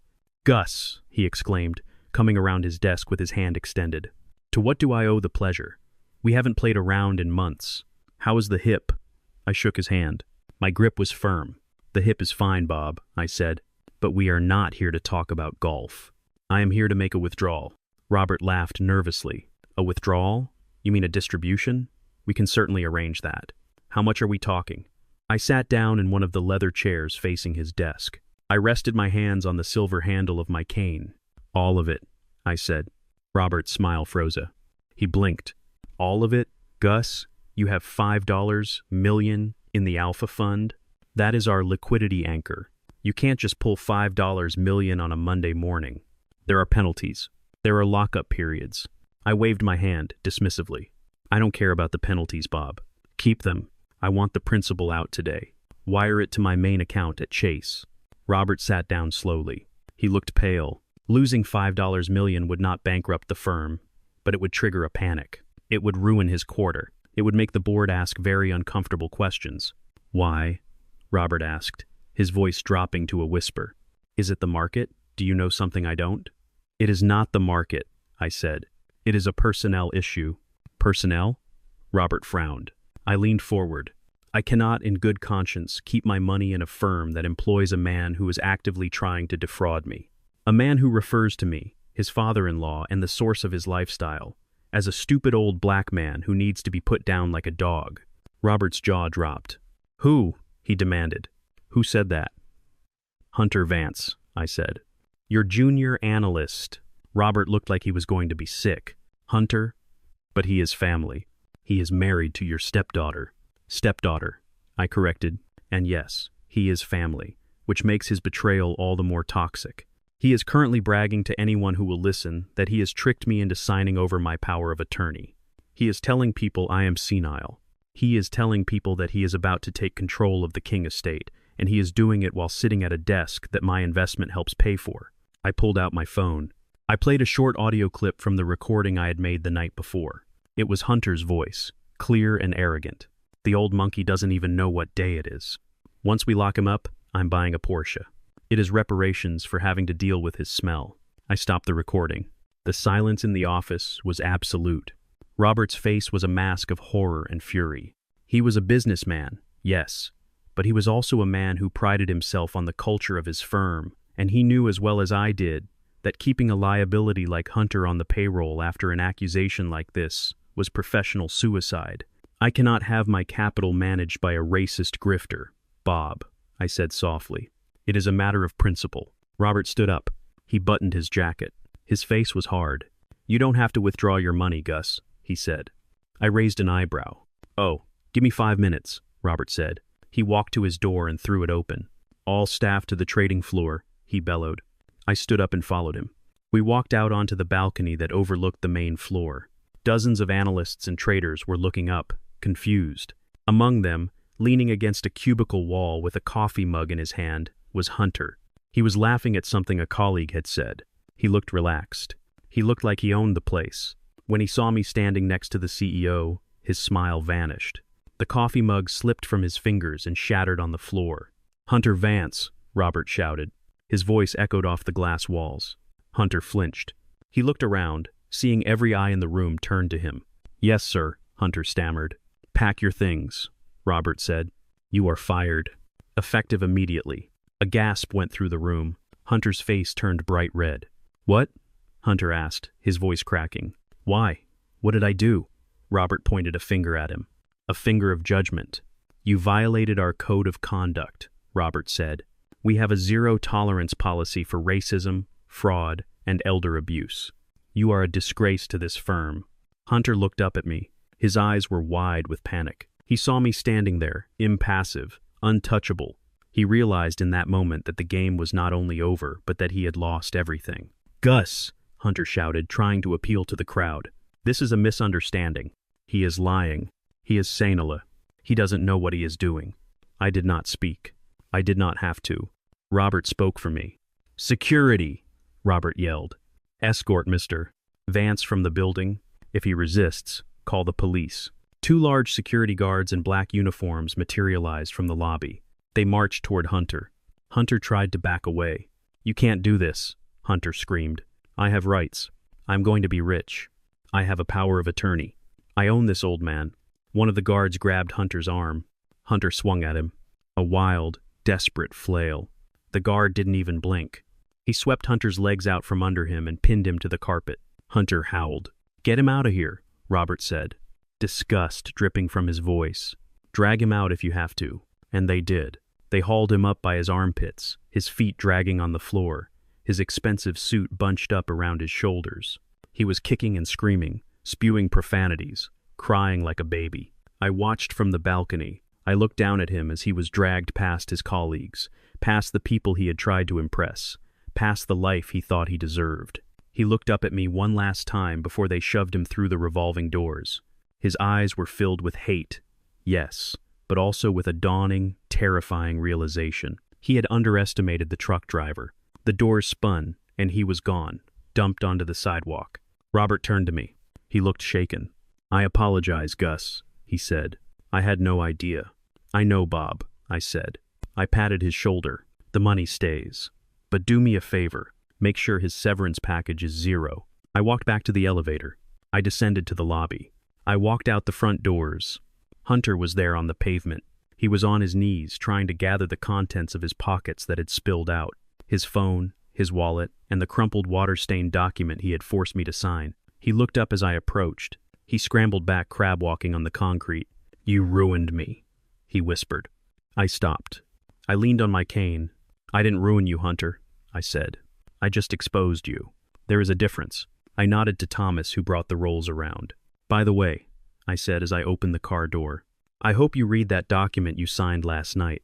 The one you were clutching so tightly because my lawyers are going to be calling you about the repayment schedule." I got in the car. "What repayment?" Hunter yelled as the window rolled up. "What are you talking about?" I didn't answer. I just watched him through the tinted glass. A small, broken man sitting on the sidewalk in a suit he couldn't pay for, holding a debt he couldn't service, realizing that the old man he had mocked was the one who had just signed his pink slip. The office was gone, the apartment was gone, the car was gone. Now it was time for the daughter. She was looking for a sugar daddy. I was going to help her find one, and it was going to be a match made in hell. By Tuesday evening, the atmosphere in the east wing of my estate had shifted from anger to a cold, desperate panic. Hunter had returned from the city, not as a conqueror, but as a casualty. He walked with a limp, nursing a bruised ego and a security escort's rough handling. He did not tell Vanessa or Tiana the full truth. Of course, he mumbled something about a restructuring, about being too good for the firm, about unfair politics. But Tiana knew. She smelled failure on him like cheap cologne. She looked at her husband, the man she had married for his potential, and saw a dead end. I watched it all from my study. I watched Tiana recoil when Hunter tried to hug her. I watched her retreat to the corner of the guest living room, her face illuminated by the glow of her phone screen. She was scrolling furiously, her thumbs swiping left and right with the frantic energy of a drowning woman looking for a piece of driftwood. She was not looking for jobs. She was not looking for apartment listings. She was looking for an exit strategy, and for Tiana, an exit strategy always meant a man. I picked up my phone and called Vince, a private investigator I had kept on retainer for 20 years. He answered on the first ring. "Vince," I said, "I need you to run a bait operation. It is time to go fishing." I gave him the parameters. Create a profile on the most exclusive sugar daddy dating app in Atlanta. Make him young, handsome, and obscenely wealthy.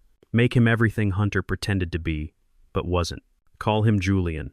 Give him a background in tech or crypto, something vague but expensive, and park him right in Tiana's search radius. 20 minutes later, Tiana's phone pinged. I saw her face light up on the security monitor. She sat up straighter. She fixed her hair. She began typing. She was hooked. By Wednesday morning, she had a date. She told Vanessa she was going to a job interview. She told Hunter she was going to meet a study group friend. She lied with a fluidity that was almost impressive. She put on a red dress that I recognized from a charge on my credit card 3 months ago, $600 at Neiman Marcus. She did her makeup in the bathroom mirror, applying layers of confidence over her desperation. I sat on my porch and watched her leave. She had ordered a ride share, paying for it with cash she had likely stolen from Hunter's wallet while he slept. She walked past me without a word, her head held high, the scent of her perfume lingering in the humid air. She looked like a predator on the prowl. She had no idea she was the prey. Vince had set up the meeting at Leon, a bistro downtown known for its privacy and its wine list. He had rented out a private booth in the back. He had also installed 3 high-definition microphones and 2 pinhole cameras in the flower arrangements. I went back to my study and opened my laptop. I pulled up the live feed. Then I did something crucial. I opened an anonymous messaging app. I entered 2 numbers, one for Hunter and one for Vanessa. I typed a simple message. "You might want to see what your family is doing right now." I pasted the link to the live stream. I hit send. Then I sat back and watched. On the screen, Tiana was seated across from Julian. Julian was actually an actor Vince used for sting operations, a handsome man, in his 30 seconds with a smooth voice and a Rolex, That was a very convincing replica. He poured Tiana a glass of wine. She drank it greedily. You look stunning, Tiana, Julian said. It is hard to believe a woman like you is single. Tiana laughed. It was a tinkling artificial sound. It is complicated, she said, leaning forward, showing off the neckline of the dress. I am technically married, but it is over. It has been over for a long time. Oh, Julian asked, raising an eyebrow. Why is that? He is useless, Tiana spat. The venom in her voice was startling. He told me he was a financier. He told me he was going to take care of me. But he is just a loser. He lost his job yesterday. Can you believe that? He got fired for being incompetent. He has no ambition. He is weak. I need a man who can build an empire, not a man who cries because his boss yelled at him. I glanced at the other monitor, the one showing the security feed of the guest wing. Hunter was sitting on the sofa, staring at his phone. I saw his face crumple. I saw him stand up, his hands shaking. He was watching. He was hearing his wife, the woman he had just sacrificed his career for, call him a loser to a stranger. Julian nodded sympathetically on the screen. That sounds terrible, he said. And your family? Do they support you? Tiana rolled her eyes. She took another gulp of wine. My family is a joke, she said. My mother is a gold digger who lost her touch. And my stepfather, God, don't get me started.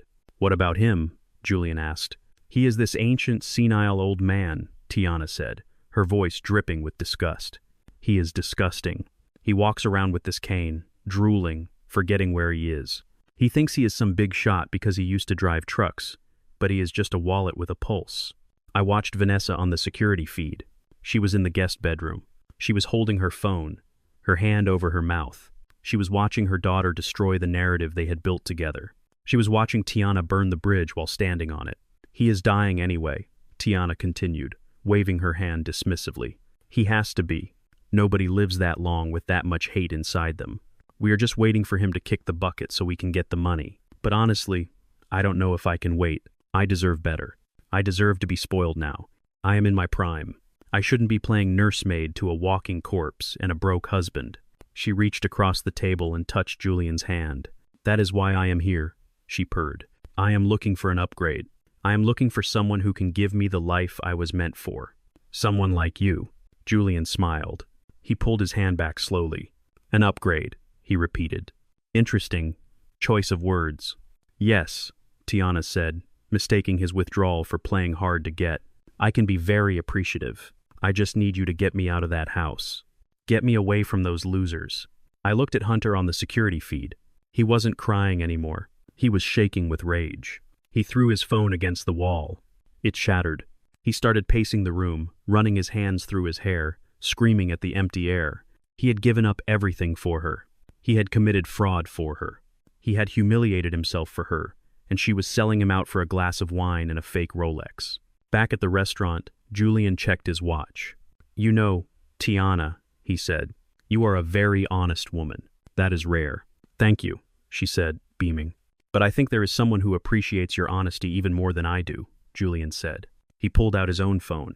He turned the screen toward her. It showed the viewer count on the live stream. 2 people were watching. Say hello to your husband, Tiana, Julian said. And your mother. They have been enjoying the show. Tiana froze. Her smile slid off her face like wet clay. She stared at the phone.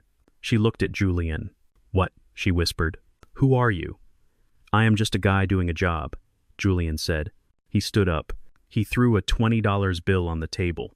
For the wine, I don't think you will be ordering dinner. He walked away. Tiana sat there paralyzed. She looked at the hidden camera in the flowers. She realized with a dawning horror that the little red light had been blinking the entire time. She realized she had just confessed to being a gold digger, an adulterer, and a traitor broadcast live to the only 2 people in the world who were still on her side. She scrambled up from the table. She knocked over her wine glass. Red wine spilled across the white tablecloth, looking like a blood stain. She ran out of the restaurant. I closed the laptop. I did not smile this time. There was no joy in seeing the depths of her rot. There was only a grim confirmation that I had made the right choice. She was not just a spoiled child. She was a mercenary. And mercenaries have no loyalty. I walked down the hall to the guest wing. I could hear the screaming before I even opened the door.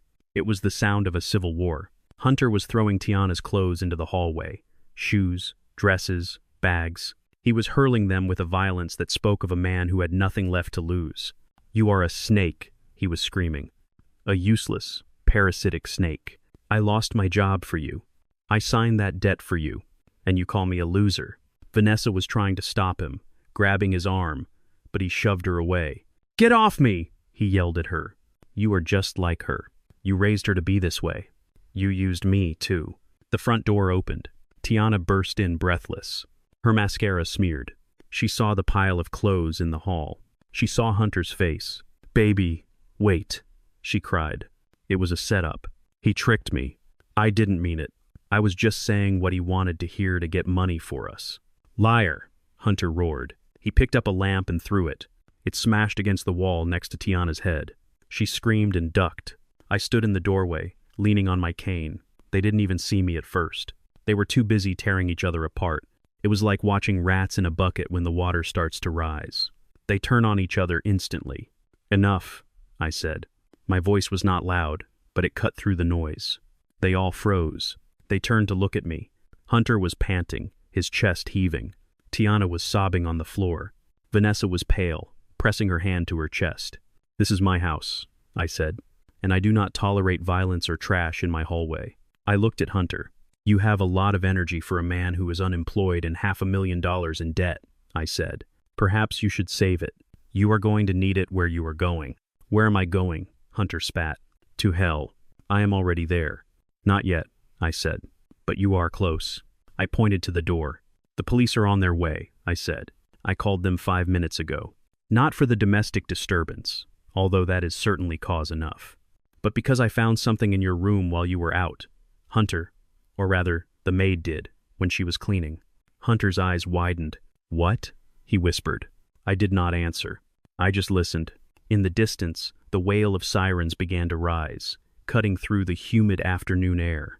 They were getting closer. Hunter looked at Tiana. Tiana looked at Hunter. For a second, the hatred vanished, replaced by a shared primal fear. They knew what was in the room. They knew what they had hidden in the false bottom of the nightstand. "You didn't," Vanessa whispered. "Gus, tell me you didn't call the police on family." I looked at her. "I did not call the police on family, Vanessa," I said. "I called the police on criminals." The sirens were loud now. They were turning into the driveway. Blue lights flashed through the windows, painting the walls in strokes of panic. "Run," Hunter whispered to Tiana. But there was nowhere to run. The castle was locked down and the gates were closed. The blue lights of the police cruisers strobed through the front windows, casting long, frantic shadows against the hallway walls. The wail of the sirens died abruptly, replaced by the heavy thud of car doors slamming and the crackle of police radios. I stood my ground in the doorway of the guest wing, leaning on my cane, watching the inevitable conclusion of the chaos I had orchestrated. Hunter was backed into a corner, breathing hard, his knuckles bruised from where he had punched the wall. Tiana was curled on the floor, sobbing into her hands, her mascara staining her cheeks like war paint. Vanessa was frozen, her hands pressed to her mouth, her eyes darting between her daughter and the front door. 3 officers burst into the foyer. They were not smiling. They moved with the tactical precision of men entering a volatile situation. One of them, a sergeant I recognized from the precinct charity dinners I sponsored, took the lead. He saw the broken lamp on the floor. He saw the clothes scattered like debris. He saw the terror on Tiana's face. "Police," the sergeant announced, his voice booming through the high ceilings. "Separate. Keep your hands where we can see them." Hunter raised his hands slowly. He tried to compose himself, tried to summon that slick financial salesman persona that had failed him so spectacularly all week. "Officers," Hunter said, his voice shaking only slightly. "This is just a misunderstanding. My wife and I were having a disagreement. It got a little heated. We are fine. We don't need any trouble." The sergeant ignored him. He gestured to his partner who moved to check on Tiana. "Ma'am, are you injured?" the officer asked. Tiana looked up. She saw the badge. She saw the gun on his hip.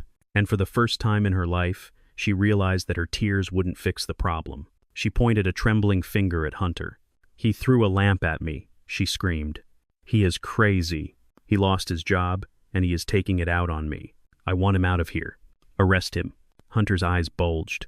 "You lying witch," he snarled, taking a step toward her. The sergeant stepped in between them, his hand resting on his holster. "Back off, son," the sergeant said. "Stand against the wall now." Hunter complied, but his eyes were burning holes into Tiana. "She cheated on me," Hunter shouted to the room. "I gave up everything for her, and she cheated on me. That is why I am upset. It is a crime of passion. It is domestic battery," the sergeant corrected him. "And in this county, we take that very seriously. Turn around. Hands behind your back." Vanessa rushed forward. She grabbed the sergeant's arm. "Please, officer," she begged. "He is my son-in-law. He is a good boy. He is just under a lot of stress. My husband, Mr. King here, he can vouch for him. Gus, tell them. Tell them Hunter is not a criminal." She looked at me. Her eyes were pleading. She expected me to step in. She expected me to use my influence, my name, my reputation to smooth this over. She thought that, despite everything, I would still protect the family image. I looked at the sergeant. "Officer," I said calmly, "he is not a criminal because he yells. He is a criminal because of what is in the nightstand in the guest bedroom." The room went silent. Hunter froze as the handcuffs clicked onto his wrists. Tiana stopped crying. Vanessa dropped her hand from the sergeant's arm. "What did you say?" Hunter whispered. I turned to the sergeant. "When my housekeeper was cleaning the guest suite earlier today, she found a large stash of pharmaceuticals," I said. "Unlabeled bottles, high-potency sedatives. I believe they are illegal. I do not allow drugs in my home, Sergeant, especially not the kind used to incapacitate people." Hunter's face turned the color of old milk. He started to struggle against the cuffs. "That is a lie," he shouted. "He is setting me up." "Check the nightstand," I said simply. "Top drawer, false bottom." The sergeant nodded to the third officer, a rookie who looked eager to prove himself. The rookie disappeared into the bedroom. We waited in the hallway. The only sound was Hunter's ragged breathing and the soft, terrified whimpering of Tiana. A minute later, the rookie returned. He was holding an evidence bag. Inside were 3 large amber bottles filled to the brim with blue and white pills. There were no labels. "Found them," the rookie said. "Looks like a significant quantity, Sarge. Definitely not over the counter. And there is a notepad here with dosage calculations." The sergeant took the bag. He looked at Hunter. Then he looked at Tiana. "Is this your room, ma'am?" he asked. Tiana nodded dumbly. "Yes, but they aren't mine," she stammered. "They are his.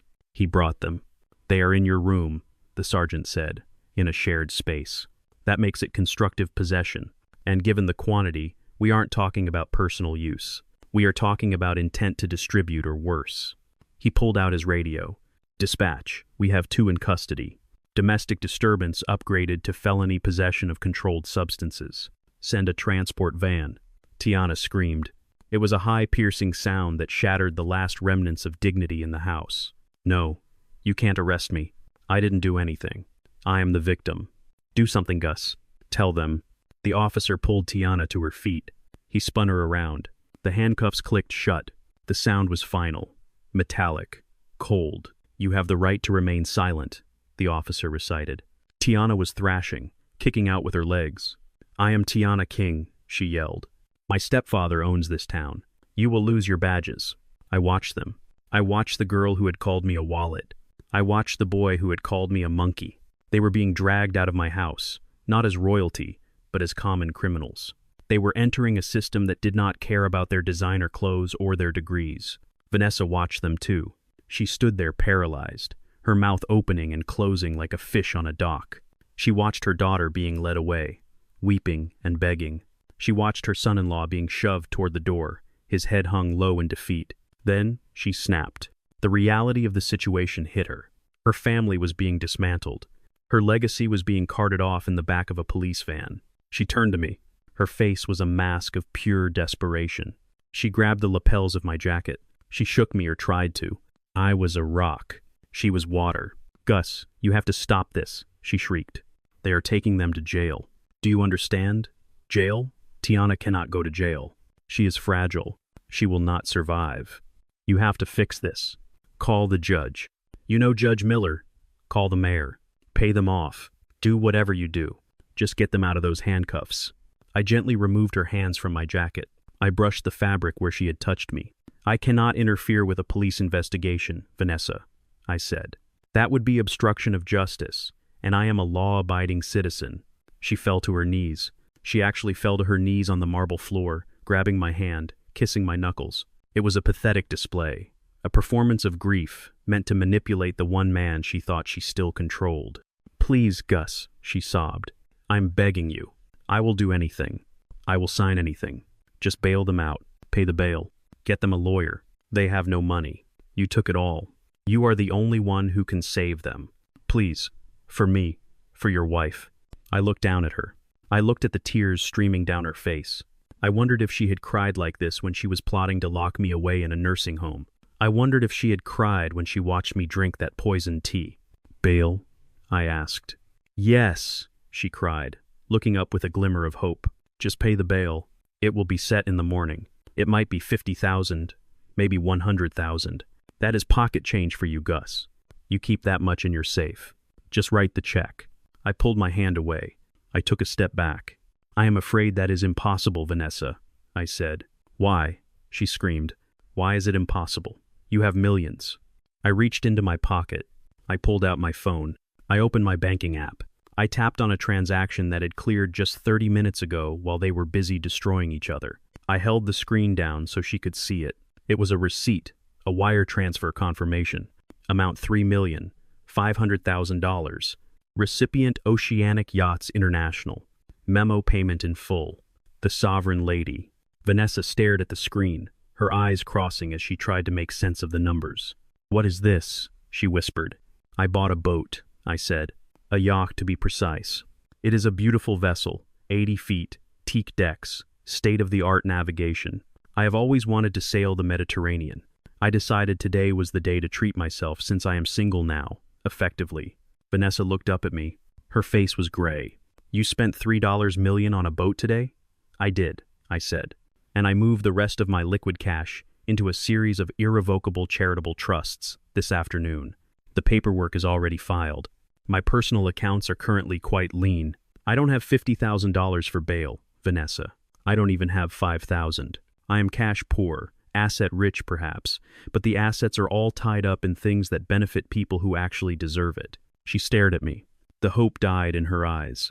It was replaced by a hollow, crushing realization. There was no safety net. There was no cavalry coming over the hill. "So, they stay in jail," she whispered.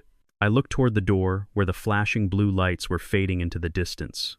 "They stay in jail," I said, "until their arraignment. And then, unless they can find a public defender who works miracles, they will stay there until trial, because possession of that quantity of narcotics, that is a mandatory minimum sentence. And since I am the primary witness against them, well, I don't think the judge is going to be very lenient." Vanessa stood up slowly. She swayed on her feet. She looked like she had aged 10 years in 10 minutes. "You are a monster," she said. Her voice was flat, dead. I smiled. "No, Vanessa," I said. "I am a mirror. I am just reflecting the energy you brought into my house. You wanted to drug me. Now you deal with the drugs. You wanted to lock me up. Now you deal with the lockup. It is symmetry. It is poetic justice." I turned and walked toward the stairs. I needed to pack.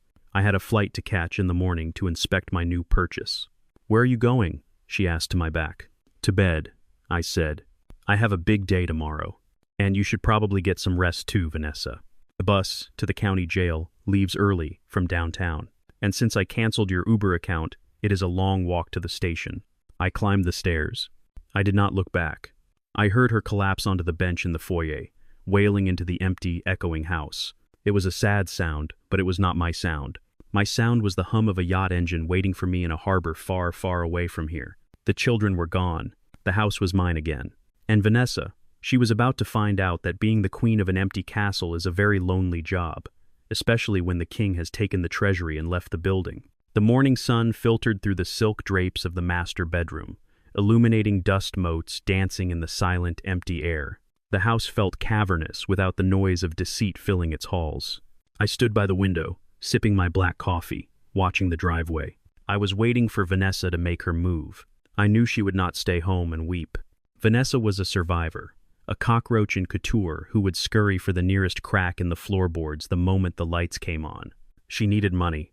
She needed a lawyer for her daughter and her son-in-law, and since I had frozen the family accounts and she had spent her meager paycheck on shoes, she had only one option left, the slush fund. I checked the GPS tracker on her phone, a precaution I had installed 3 years ago when she started taking suspiciously long trips to Miami. She was moving. She was in a taxi heading downtown. She was heading straight for the sleek glass-fronted building that housed the Atlanta branch of Zurich Private Wealth. I smiled into my coffee cup. She thought she was so clever. She thought I didn't know about the account ending in 774. She thought I didn't notice the little siphoning she had been doing for 5 years. 5,000 here for interior design, consultations that never happened. 3,000 there for charity, gala tickets that were never purchased. 10,000 for household maintenance that was actually a direct deposit into her secret safety net. Over 5 years, she had embezzled nearly $200,000 from my operating accounts. She thought it was her escape hatch. She thought it was her nest egg hidden away in a Swiss bank subsidiary where I couldn't touch it. What she didn't realize is that when she opened that account, she used my corporate standing to bypass the minimum deposit requirements. She had listed herself as the account holder, yes, but she had listed the source of funds as King Logistics. And in the fine print of the banking agreement, the same fine print she never read, it stated that any account funded by corporate assets listed the corporation's majority shareholder, me, as the primary beneficial owner. She was just an authorized signatory, a secondary user. I pulled up the live feed from the bank's lobby. I was a premium client. I knew the branch manager, Henri, very well. I had called him an hour ago and told him to expect my wife. I told him to give her the VIP treatment. I wanted her to feel safe. I wanted her to feel powerful. Right before the floor dropped out, I watched on my tablet as Vanessa walked into the bank. She was wearing sunglasses indoors, trying to hide her swollen eyes. She clutched her Hermes bag to her chest like a shield. She marched up to the reception desk, her chin high, summoning every ounce of arrogance she had left. She demanded to see a manager immediately. She was led into a glass-walled office. Henry sat behind the desk. He stood up and shook her hand. He offered her water. She refused. I could see her lips moving fast, frantic. I switched to the audio feed Henry had graciously enabled on his desk phone for me. "I need to make a withdrawal, Henri," Vanessa said, her voice tight and trembling. "A full withdrawal. I want to close the account today.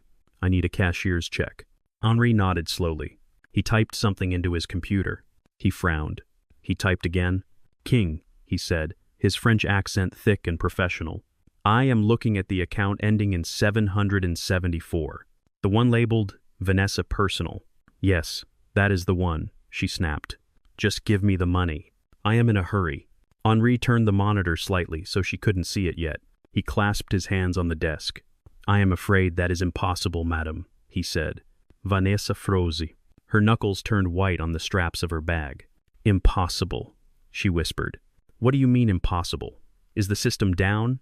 I don't care about penalties. I told you I need the money now." "It is not the system, madame," Henri said gently. "It is the balance." "What about the balance? There is over $200,000 in there." "I checked the app yesterday." Henri shook his head. "There was $200,000 in there on Saturday morning," he corrected her. "But as of this morning, the balance is 0. Vanessa stood up so fast her chair tipped over backward. She slammed her hands onto the desk. "0, she shrieked. "That is a lie. Who took it? Was it hacked? I didn't authorize any transfers." "You did not." "No," Henri agreed. "But the primary account holder did." "Primary account holder," Vanessa yelled. "I am the account holder. I opened it. It is my name on the checks."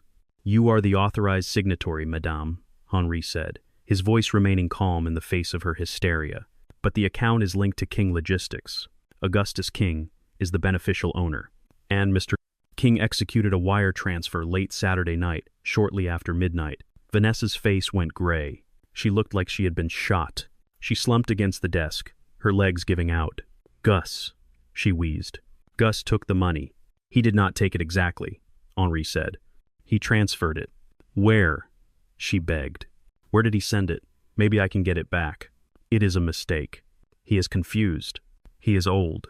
Henri picked up a piece of paper from his printer. It was the transaction receipt. He slid it across the desk toward her. "It does not appear to be a mistake, madame," Henri said. He transferred the entire sum, $212,450, to the United Negro College Fund. The memo line says, "Scholarship in the name of Tiana King for students who actually study." Vanessa stared at the paper.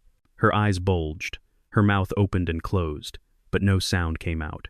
The money she had stolen nickel by nickel, the money she had hoarded for 5 years, the money she was going to use to bail out her criminal daughter and save her own skin was gone. It was gone to pay for the tuition of strangers. It was gone to do the good that Tiana had refused to do. She let out a sound that was half sob, half scream. It was the sound of a woman realizing she was standing on a trap door that had already opened. He knew, she whispered. He knew the whole time. Henri nodded sympathetically. King is a very astute businessman, madame. He monitors all his assets. He told me he allowed the account to remain active as an experiment. He wanted to see how much you would take. And I took it all, she moaned. Henri stood up. Is there anything else I can help you with, madam? Perhaps validate your parking. Vanessa looked up at him. Her eyes were wild, unfocused. The reality was crashing down on her. Her daughter was in jail. Her son-in-law was in jail. She was facing criminal charges for conspiracy. And she was broke. Completely, utterly broke. She didn't even have enough money to pay the taxi waiting outside. She started to laugh. It was a high, manic sound. She grabbed the receipt and crumpled it in her fist. He cut me off, she giggled. He really cut me off. He left me nothing. Not even the crumbs I stole. She turned and stumbled toward the door. She didn't pick up the chair she had knocked over. She didn't say goodbye. She walked out of the glass office like a zombie. I watched her on the camera as she entered the main lobby. Her walk was unsteady. She bumped into a pillar. She stopped in the center of the marble floor, surrounded by people in expensive suits conducting business. She looked around, dazed. Then her knees buckled. She didn't faint. She just gave up. She slid down to the cold floor, her expensive dress pooling around her, her bag spilling open, revealing tubes of lipstick and empty credit card holders. She put her head in her hands and wailed. It was a guttural, ugly sound that echoed off the vaulted ceiling. Security guards rushed toward her, unsure if she was sick or crazy. I closed the laptop. I finished my coffee. It was cold now, but it still tasted good. I didn't feel happy. I didn't feel sad. I just felt finished. The audit was complete. The liabilities had been purged. The balance sheet was clean. I stood up and picked up my cane. I had a flight to catch. The sovereign lady was waiting for me in Miami. The captain had emailed me this morning saying the weather was perfect for a maiden voyage. I walked to the front door of my empty mansion. I set the alarm. I locked the deadbolt. I walked down the steps to the Rolls-Royce. Thomas opened the door. "To the airport, sir?" Thomas asked. "Yes, Thomas," I said, "and take the scenic route. I want to enjoy the view of a city that no longer holds any debts for me." As we drove away, my phone buzzed. It was a text from Harrison Wolf. "The DA just called," it read. "They are denying bail for Hunter and Tiana, flight risk, and they are issuing a warrant for Vanessa for embezzlement and conspiracy. Do you want to make a statement?" I typed back a single word. I put the phone in my pocket. I didn't need to make a statement. My silence was the loudest thing they had ever heard. They had spent 5 years listening to my money talk.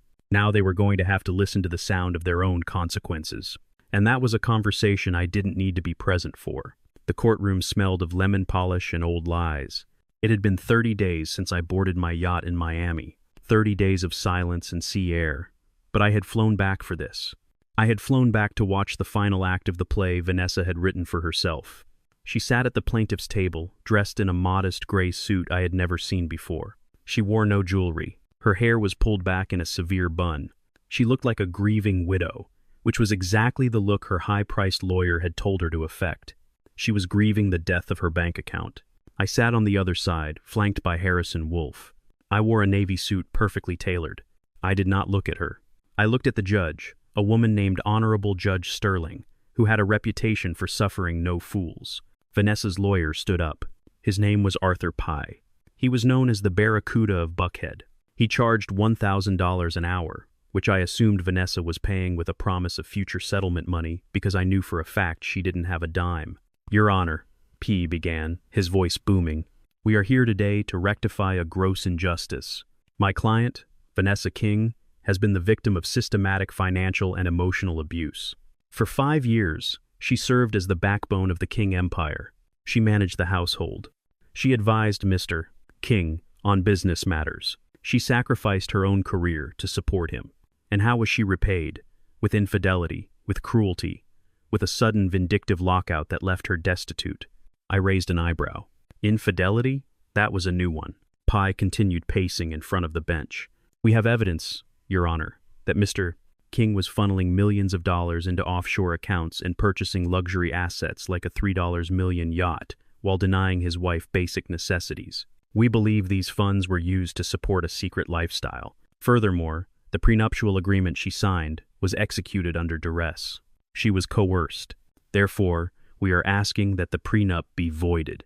We are asking for 50% of the marital assets, including the appreciation of King logistics during the marriage and permanent alimony of $20,000 a month. Vanessa dabbed at her dry eyes with a tissue. She sniffled loudly enough for the court reporter to hear. I felt a tap on my arm. It was Harrison. He slid a piece of paper toward me. It was a note. She is good at red, but we are better. I nodded. Pai sat down, looking satisfied. He thought he had painted a masterpiece. He thought he had turned the narrative around. Harrison stood up. He buttoned his jacket. He walked to the center of the room. He did not shout. He did not pace. Your Honor, Harrison said, we have heard a very moving story, but that is all it is, a story. We are not here to debate feelings. We are here to look at facts. And the fact is, Mr. King did not lock his wife out because of a midlife crisis. He did not cut her off because of a mistress. He cut her off because she tried to kill him. The courtroom went silent. The judge leaned forward. Kill him, Judge Sterling asked. That is a serious accusation, counselor. It is, Harrison said, and we have proof. He gestured to the bailiff who dimmed the lights. A large screen descended from the ceiling. Harrison connected his laptop. This video was recorded 1 month ago inside the marital home, Harrison said. It was recorded on a security system Mr. King installed after suspecting his wife was tampering with his food. The video played. It was grainy, but clear. It showed the kitchen island. It showed Vanessa, Hunter, and Tiana. It showed the box of sleeping pills. It showed Vanessa crushing them. The audio filled the room. That was 4 crushed Xanax and 2 Ambien. Hunter. That would knock out a horse. He will be out cold in 20 minutes. Then Hunter's voice. Good, because we need to do this tonight. We need that signature. Then, Tiana. What if he wakes up? Then Vanessa again. He won't wake up. And even if he does, he will be so groggy he won't know what he is signing. The video continued. It showed them laughing. It showed them planning the doctor's visit. It showed them discussing how to commit me to a facility. When the video ended, the lights came back up. Vanessa was not crying anymore. She was pale, her hands gripping the table so hard her knuckles were white. Pai, her lawyer, looked like he wanted to crawl under the table. He hadn't seen this. She hadn't told him about this. Your Honor, Harrison said, this is conspiracy to commit fraud and assault. This woman was not a partner. She was a predator. She attempted to drug her husband to force him to sign over his assets. That voids any claim to equitable distribution. You cannot inherit from a man you tried to murder, and you certainly cannot claim alimony from him. Judge Sterling looked at Vanessa. Her eyes were cold. King, do you have an explanation for this? Vanessa stood up. She was trembling. It is taken out of context, she shrieked. We were worried about him. He was sick. We needed to help him. Sit down, the judge snapped. Harrison wasn't done. He walked back to our table and picked up a thick file. There is one more thing, Your Honor, Harrison said. Pai mentioned emotional abuse. He mentioned that Mr. King isolated his wife and stepdaughter. He claimed that Mr. King did not respect the family bond. Specifically, Mrs. King has stated in her deposition that her daughter Tiana comes from a lineage of high society, and that Mr. King was jealous of Tiana's biological father. She claimed Mr. King tried to erase Tiana's heritage. I looked at Vanessa. This was her favorite lie. The lie about the mysterious, wealthy diplomat father who had died tragically. The lie she used to make Tiana feel like a princess and me like a servant. Tiana believed it. She believed her father was a king. I stood up. May I speak, Your Honor? I asked. The judge nodded. Proceed, mister. I picked up the file. I walked over to the witness stand, but I didn't sit. I stood in the well of the court facing Vanessa. You told Tiana her father was a diplomat, I said. You told her he was a man of class. You told her he left her a trust fund that I stole. You used that lie to turn her against me. You used it to make her hate me. Vanessa glared at me. He was a better man than you, she hissed. He had style. He had grace. I opened the file. I pulled out a mugshot. It was old, grainy, black and white. It showed a man with a charming smile and dead eyes, holding a slate with a number on it. "This is Marcus Johnson," I said, holding the photo up for the judge. "Also known as Slick Verify, also known as the Gentleman Bandit. He is not a diplomat, Vanessa. He is a con artist. He is currently serving 20 years in a federal penitentiary in Louisiana for wire fraud and identity theft. He scammed 3 widows out of their life savings before he met you." Vanessa gasped. Pi closed his eyes. I pulled out a stack of letters. They were written on yellow legal paper in pencil. "And he didn't die," I continued. "He writes to you every month. Or rather, he writes to me." I tossed the letters onto the defense table. They slid across the polished wood and landed in front of Vanessa. "Read them," I said. "Read what your man of class has to say." I picked one up and read it aloud. "Yo, Gus, time to pay the rent. I need $500 for the commissary. Prices are going up in here. If I don't see the money by Friday, I'm going to write to the girl and tell her who her daddy really is. I am going to tell her that her mama was the one who drove the getaway car in Memphis." The courtroom gasped. Even the bailiff looked shocked. "You see, Your Honor," I said, turning to the judge, "I have been paying him for 5 years. $500 a month. Not to keep him quiet for my sake, but for hers." I pointed at Vanessa. "I paid him so Tiana wouldn't know her father was a criminal. I paid him so she could keep her fantasy. I protected her from the truth because I thought it would break her heart. I let her insult me. I let her call me names. I let her treat me like a servant. All while I was paying off the man who abandoned her to keep him from destroying her self-esteem." I looked at Vanessa. She was shrinking. She was melting into her chair. The lie she had built her life on, the lie she had used to feel superior to me, was gone. "I protected you, Vanessa," I said softly. "I covered your shame, and you repaid me with poison." I turned back to the judge. "I am done protecting them, Your Honor. I am cutting the cord. I am stopping the payments to the prison today. Let him write to Tiana. Let him tell her the truth. Maybe she needs to know where she really comes from. Maybe then she will understand that class isn't about what you wear. It is about what you do." Judge Sterling looked at the evidence. She looked at the video stills. She looked at the mugshot. She looked at the letters. She closed the folder. "Pi," the judge said. Her voice was icy. "I suggest you take your client into the hallway and explain to her what perjury is. I suggest you explain to her that if she does not withdraw her petition for alimony and agree to the terms of the prenuptial agreement immediately, I will refer this evidence to the district attorney for criminal prosecution by the end of the business day." Pi stood up. He was sweating. "Yes, Your Honor. Immediately, Your Honor." He grabbed Vanessa by the arm. She was sobbing now. Broken, ugly sobs. She tried to look at me, tried to find some mercy in my face, but I had turned away. I was looking at Harrison. I was looking at the exit. They dragged her out of the courtroom. I heard her wailing in the hallway. I heard her screaming that she was sorry, that she didn't mean it. It didn't matter. The truth was out. The foundation of lies had cracked, and the house was coming down. Harrison closed his briefcase. "Well done, Gus," he said. I nodded. "Is it over?" I asked. "The divorce?" "Yes," Harrison said. "She will sign. She has no choice. But the fallout, that is just beginning." I thought about Tiana. She was sitting in a jail cell waiting for a bail hearing. She didn't know yet. She didn't know her father wasn't a diplomat. She didn't know her mother was a fraud. She didn't know the only man who had ever truly taken care of her was the one she had spit on. "She is going to find out," I said. "Yes," Harrison said. "The letters. Do you want me to send them to her?" I thought about it. I thought about the girl who wanted a Birkin bag. I thought about the girl who called me a wallet. "Yes," I said. "Send them. Send them to the jail. Let her read them in her cell. Let her see what kind of blood runs in her veins. Maybe it will humble her, or maybe it will break her.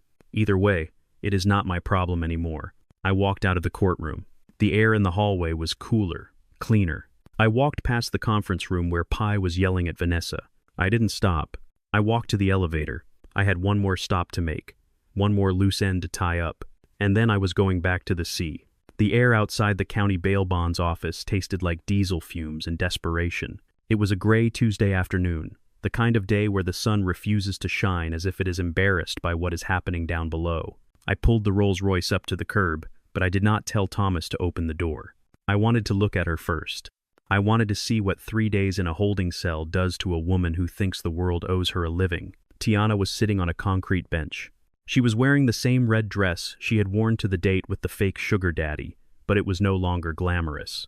It was wrinkled, stained, and smelled, I imagined, of institutional soap and fear. She was not wearing her heels. She was holding them in her lap, her bare feet resting on the dirty pavement. Around her left ankle, a thick black GPS monitor blinked with a steady, rhythmic green light. She was out on bail pending trial thanks to a public defender who had managed to argue that she was a first-time offender. Though I knew the judge had only released her because the jails were overcrowded. She looked small. She looked broken. But as I watched her check her phone, I saw that familiar set of the jaw that told me the arrogance was not gone. It was just bruised. She was probably texting Vanessa, or maybe trying to log back into her social media to spin a story about how she was the victim of a grand conspiracy. She still believed in her own myth. She still believed she was a princess in exile. I opened the car door and stepped out. The sound of my cane hitting the pavement made her look up. Her eyes narrowed. She stood up, clutching her shoes to her chest like a weapon. "You," she hissed. Her voice was raspy. "You came to gloat. You came to see the show. Take a good look, Gus. I hope you are happy. You put your own daughter in a cage." I stopped a few feet away from her. I did not smile. There was no joy in this. It was a tragedy, but it was a necessary one. "I did not put you in a cage, Tiana," I said quietly. "You built the cage yourself when you filled your bedroom with illegal narcotics." I just locked the door. She stepped forward, her face twisting with hate. "You set us up," she screamed. "You ruined Hunter. You ruined Mom. And you ruined me. But you know what? It doesn't matter because you are nothing. You are a jealous, bitter old man who couldn't stand that I loved my real father more than you. You hated him, didn't you? You hated that he was a diplomat. You hated that he had class. You hated that he came from a world you could never buy your way into." There it was. The ghost, the myth, the lie that Vanessa had fed her since she was a little girl to explain why her father wasn't there, why they were broke, why the world was unfair. She had built an entire identity around a man who didn't exist.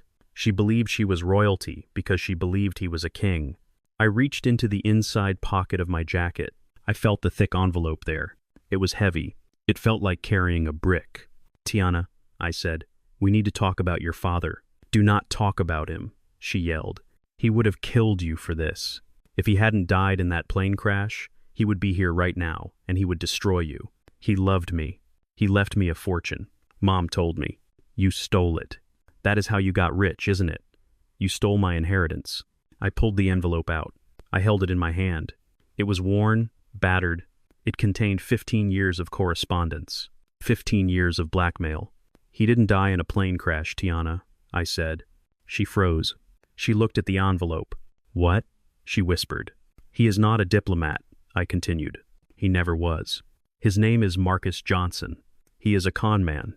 He ran Ponzi schemes in Florida and Louisiana. He stole grandmother's pensions. He stole from churches. And he is not dead. He is in Angola State Prison, serving 20 years for wire fraud and identity theft." She breathed. "You are a liar," Mom told me. "Mom lied," I said. "She lied to protect you. Or maybe she lied to protect herself from the shame of having fallen for a grifter. But she knew, and I knew." I took a step closer and held the envelope out to her. "These are not forged," I said. "You can check the postmarks. You can check the prisoner ID number. These are letters he wrote to your mother. And then when she couldn't pay him anymore, he wrote them to me." She stared at the bundle of yellowing paper. Her hands were shaking so hard she almost dropped her shoes. She didn't want to take it. She wanted to run. But the truth has a gravity to it. It pulls you in. "Take it," I said. "Read them." She dropped her shoes on the sidewalk. She reached out and took the envelope. She opened it. Her fingers fumbled with the flap. She pulled out the top letter. It was written in pencil on lined paper. The handwriting was jagged, aggressive. "Read the first one," I said. "It is dated 3 months ago. Right around the time you were demanding the Birkin bag." Tiana looked down. Her lips moved silently as she read. I knew the words by heart. "Yo, Gus, time to pay the rent. I need $500 for the commissary. Prices are going up in here. If I don't see the money by Friday, I'm going to write to the girl. I'm going to tell her who her daddy really is. I'm going to tell her that her mama was the one who drove the getaway car in Memphis. Send the cash, old man, or the fairy tale is over." Tiana gasped. a sound of pure physical pain. She dropped the letter. She grabbed another one. Tell the girl to send me a picture. Not because I care, but because I can trade it for cigarettes. Some of the guys in here like young stuff. She read another. I heard she is getting married.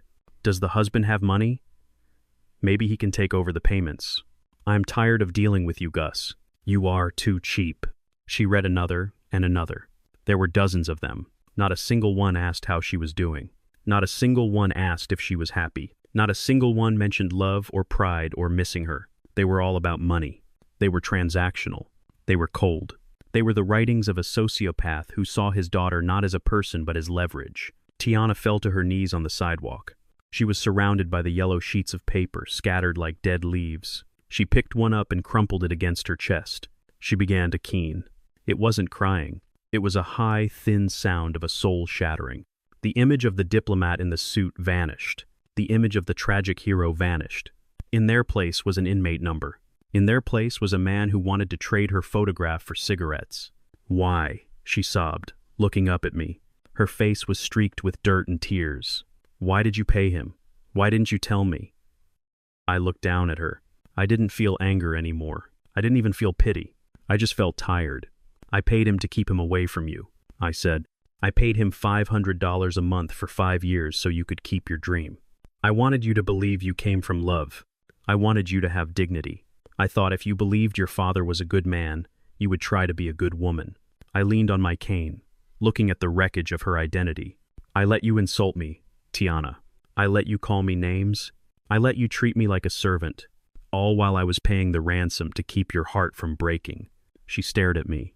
Her eyes were wide, realizing for the first time the magnitude of what I had done. I wasn't the villain. I was the shield.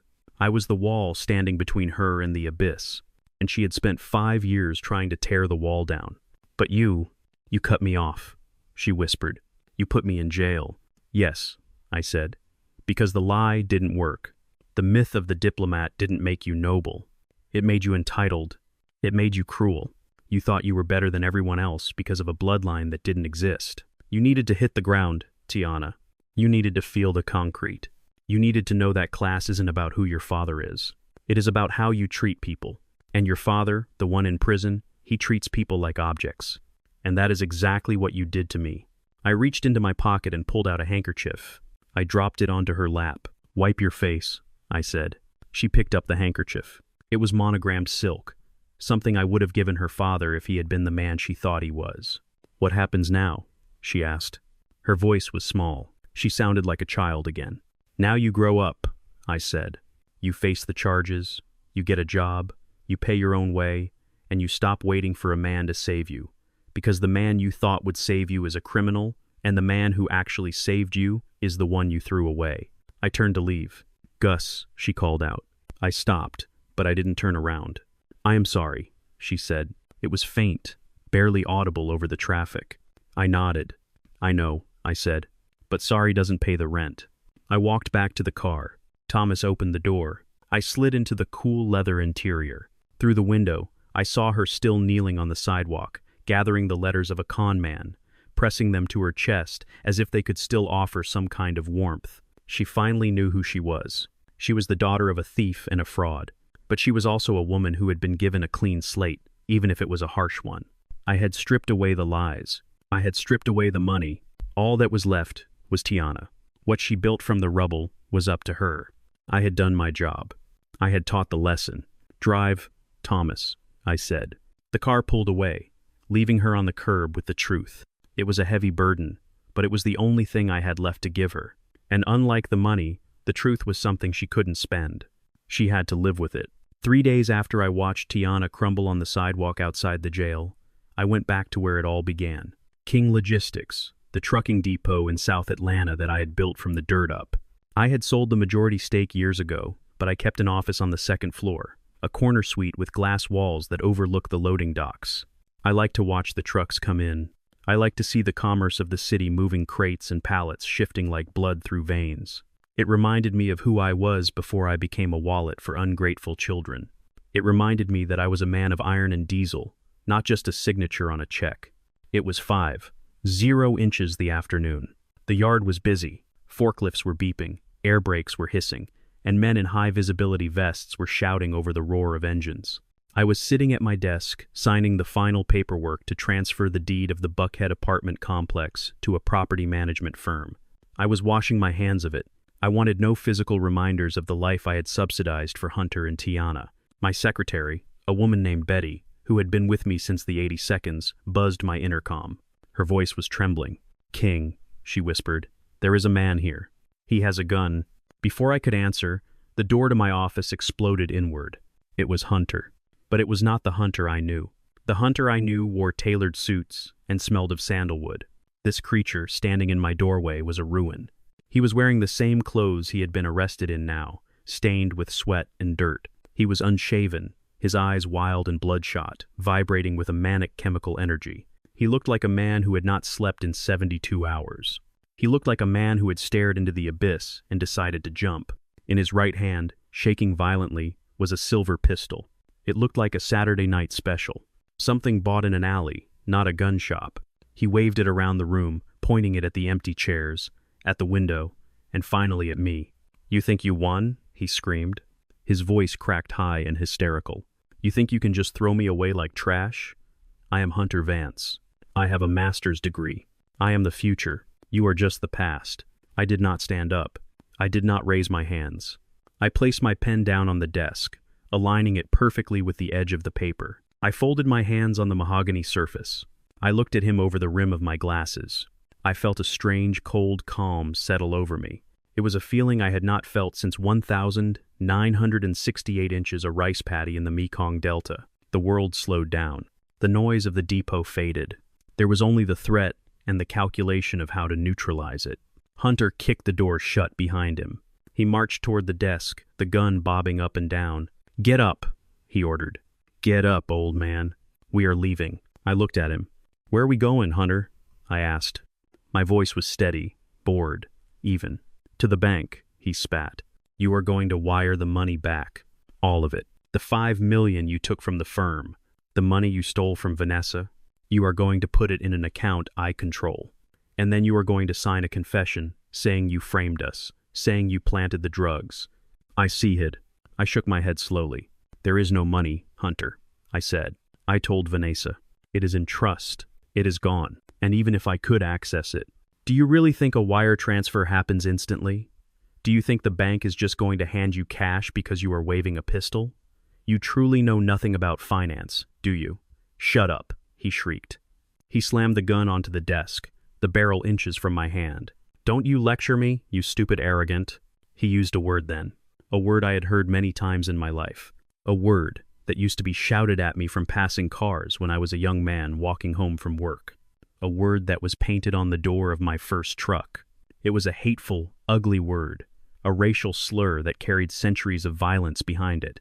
He screamed it at me. He screamed that I was inferior. He screamed that I should have been grateful, a white man married into my family. He screamed that everything I had stolen from people like him.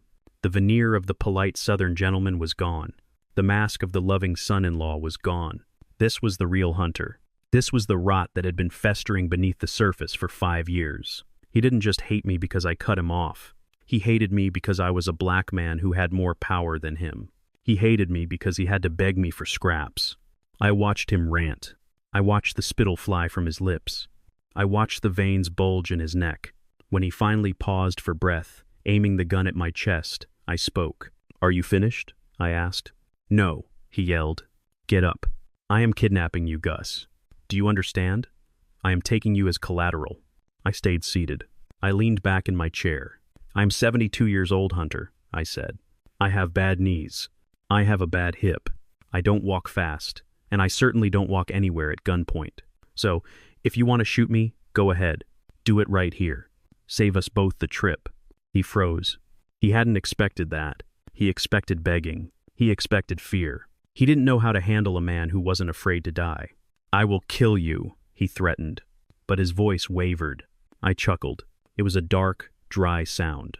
"Son," I said, "I was 17 years old when I landed in Vietnam. I have had men try to kill me who were professionals. Men who knew how to hold a rifle. Men who fought for something they believed in. You are a boy holding a toy you are afraid to use. You are shaking so hard you would probably miss from this distance and hit the window. I stood up. He flinched. He took a step back. Sit down, he screamed. No, I said. I walked around the desk. I did not use my cane. I stood tall. I walked straight toward the barrel of the gun. You call me names? I said, my voice rising, filling the room with the authority of a man who has commanded fleets. You use slurs because you are small. You think your skin makes you better than me? Look at you. You are a mess. You are a criminal. You are a failure. I built this building. I built this company. I built the life you lived. I bought the suit you ruined. I bought the food you ate. I am the reason you exist, Hunter. Without me, you are nothing. I took another step. The gun was 3 feet from my chest. Pull the trigger, I challenged him. Show me what kind of man you are. Show me if you have the guts to take a life, or if you are just a coward who likes to beat women and steal from old people. He was trembling violently now. Tears were streaming down his face. The reality of what he was doing was crashing down on him. He wasn't a killer. He was a leech. And leeches don't fight. They just suck until they are flicked away. I hate you, he whimpered. I know, I said. But hate takes energy, Hunter. And you are lazy. In the distance, sirens began to wail. Betty had called the police. I could hear the heavy boots of the SWAT team hitting the stairs. Hunter heard them too. He looked at the door. He looked at the window. He looked at the gun. It is over, I said. Put it down before they come in here and turn you into a statistic. He looked at me one last time. He saw no fear. He saw no pity. He saw only a wall of iron. He dropped the gun. It clattered to the floor. He fell to his knees, burying his face in his hands, sobbing. I kicked the gun away. I walked back to my desk and sat down. The door burst open again. Men in tactical gear swarmed the room. Rifles were pointed. Shouts of police and get down filled the air. They tackled Hunter. They slammed him into the carpet. They cuffed his hands behind his back. He didn't fight. He just cried, wailing like a child who scraped his knee.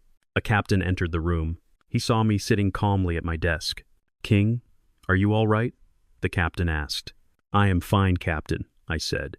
Just a disgruntled former employee. The captain looked at Hunter, who was being hauled to his feet. We heard everything, the captain said. We had listeners at the door. We heard the threats. We heard the slurs. Good, I said. The captain leaned in close to Hunter's face. Son, you are in a lot of trouble, the captain said.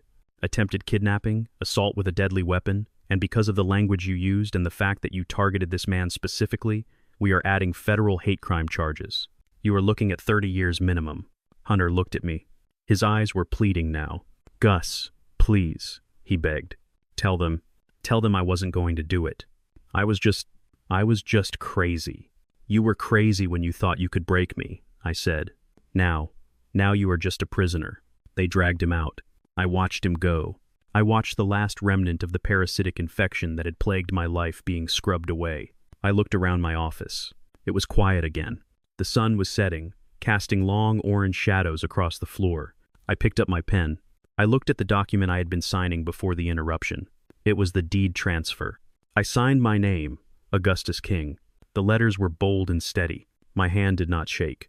I put the pen down. I adjusted my cufflinks. I was done here. The past was buried. The future was waiting. I stood up and walked out of the office. I walked past the yellow police tape. I walked past the shocked employees who were staring at me with awe. I walked out to the Rolls-Royce. Thomas was waiting. He looked worried. Sir? Thomas asked. I heard, it is handled. Thomas, I said, it is all handled. Take me to the airport, I said. We drove away. I didn't look back at the warehouse. I didn't look back at the police cars. I closed my eyes and listened to the hum of the engine. Hunter Vance would spend the rest of his youth in a cage, surrounded by men who would not care about his finance degree or his designer suits. He would have a long time to think about the words he used. He would have a long time to think about the man he tried to intimidate. And me? I was going to sail. I was going to drink wine on the deck of my boat and watch the sun go down over the Mediterranean. I was going to live the life I had earned. A life without noise. A life without leeches. A life that was finally completely mine. The fall of the House of King did not happen with a bang, but with the scratching of a pen on a legal pad and the heavy metallic clank of a jail cell door. It had been 3 weeks since the incident at the warehouse. 3 weeks since Hunter had tried to play cowboy with a cheap pistol and lost his freedom. In that time, the district attorney had been very busy. They say that when it rains, it pours. But for Vanessa and her clan, it was a monsoon of indictments. I sat in my study reading the morning paper. The headline was small, buried on page 6 of the Metro section, but it was there. Socialite indicted in poisoning plot. Below, it was a picture of Vanessa, not the glamorous woman who hosted charity galas, but a mugshot. She looked gray. She looked hollow. The article detailed the charges. Embezzlement of corporate funds amounting to over $200,000. Conspiracy to commit assault. Attempted murder. The state had frozen everything. Her jewelry, her clothes, her personal accounts. It was all evidence now, or collateral for the mountain of legal debt she was accruing. The prenuptial agreement I had forced her to sign 5 years ago was now the only thing protecting my empire from being dragged into her mess. She was destitute. She was facing 20 years, and she was alone. I folded the paper. I did not feel triumph. I felt a quiet, heavy resignation. It is a terrible thing to watch someone you once shared a bed with destroy themselves so completely. Later that morning, I asked Thomas to drive me downtown. I did not go to the jail immediately. First, I wanted to see the daughter. Tiana had been released on bail, but with conditions so strict they amounted to house arrest.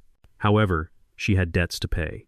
The court had assigned her to a work release program to cover her court fees and the restitution for the damages she caused at the apartment complex. We pulled up to the side of the highway where a crew in orange vests was picking up trash.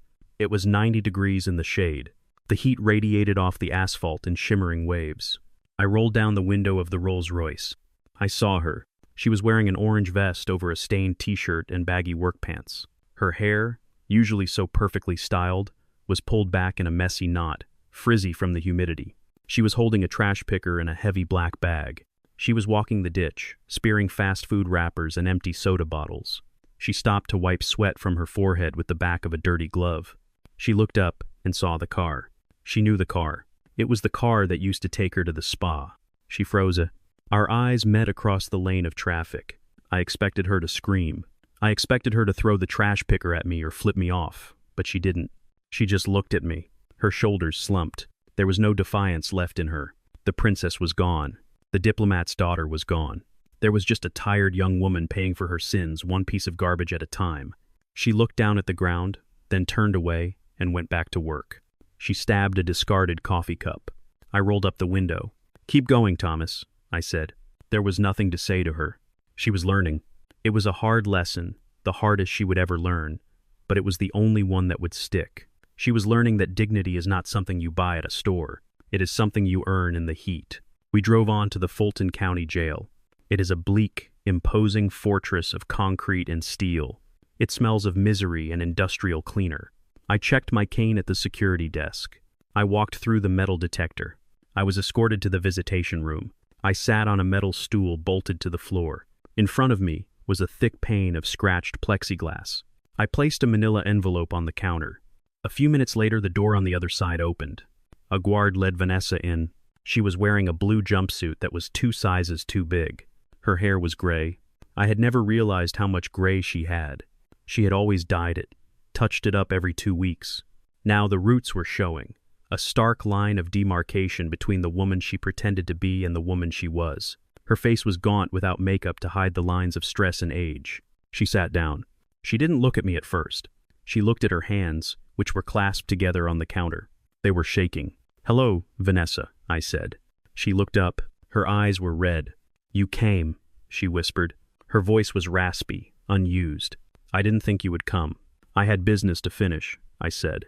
She let out a small, wet laugh. "Business? It is always business with you, Gus. Even now. It has to be," I said, "because personal feelings are messy. And you made things very messy, Vanessa." She leaned forward, pressing her forehead against the glass. "Gus, please," she said. "Get me out of here. I can't stay here. The women in here, they are animals. I am scared. I can't sleep. The food is inedible. I am losing my mind. You tried to make me lose mine," I reminded her gently. "You tried to convince the world I was demented so you could lock me away in a home. Do you remember? You said it would be better for everyone." She flinched. "I was desperate," she sobbed. "I was scared of being poor again. I didn't want to go back to nothing. I thought. I thought if I just took control, I could save us. You didn't want to save us, Vanessa, I said. You wanted to save yourself. You were willing to sacrifice me to do it. You were willing to drug me. You were willing to steal from the company I built with my own hands. That is not fear. That is greed. And greed is a crime. She wiped her nose on her sleeve. So what now? She asked. You came here to gloat. You came to see me in a jumpsuit so you could feel big. No, I said. I came to bring you this. I slid the documents out of the envelope. I pressed them against the glass so she could read the heading. Petition for dissolution of marriage. She stared at the words. Divorce, she whispered. Yes, I said. Irreconcilable differences in adultery and attempted murder. It is quite a comprehensive list, Vanessa. My lawyers had a field day. She looked at me, tears streaming down her face again. But I have nothing, she said. I have no lawyer. I have no money. How can I sign this? I will lose everything. You already lost everything, I said. This is just the paperwork. I signaled the guard. He stepped forward, took the papers from me, and slid them through the slot to her side. He handed her a pen. Sign it, Vanessa, I said. Make it easy on yourself.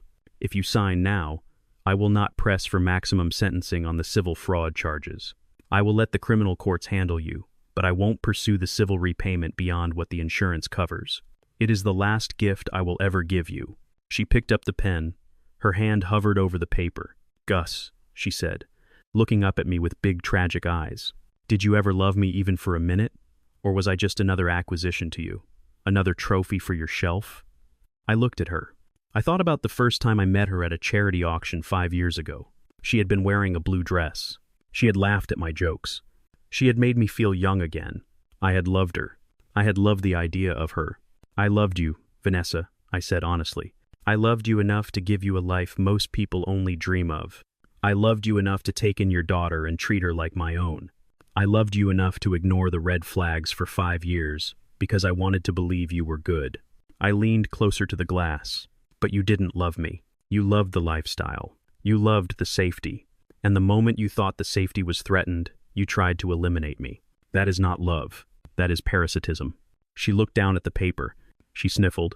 Then, with a trembling hand, she signed her name. Vanessa King. She pushed the papers back through the slot.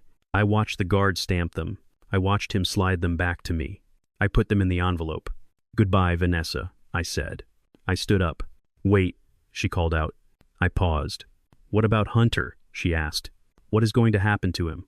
I buttoned my jacket. Hunter is facing federal hate crime charges on top of the kidnapping attempt, I said. He is going to federal prison. He will be an old man when he gets out.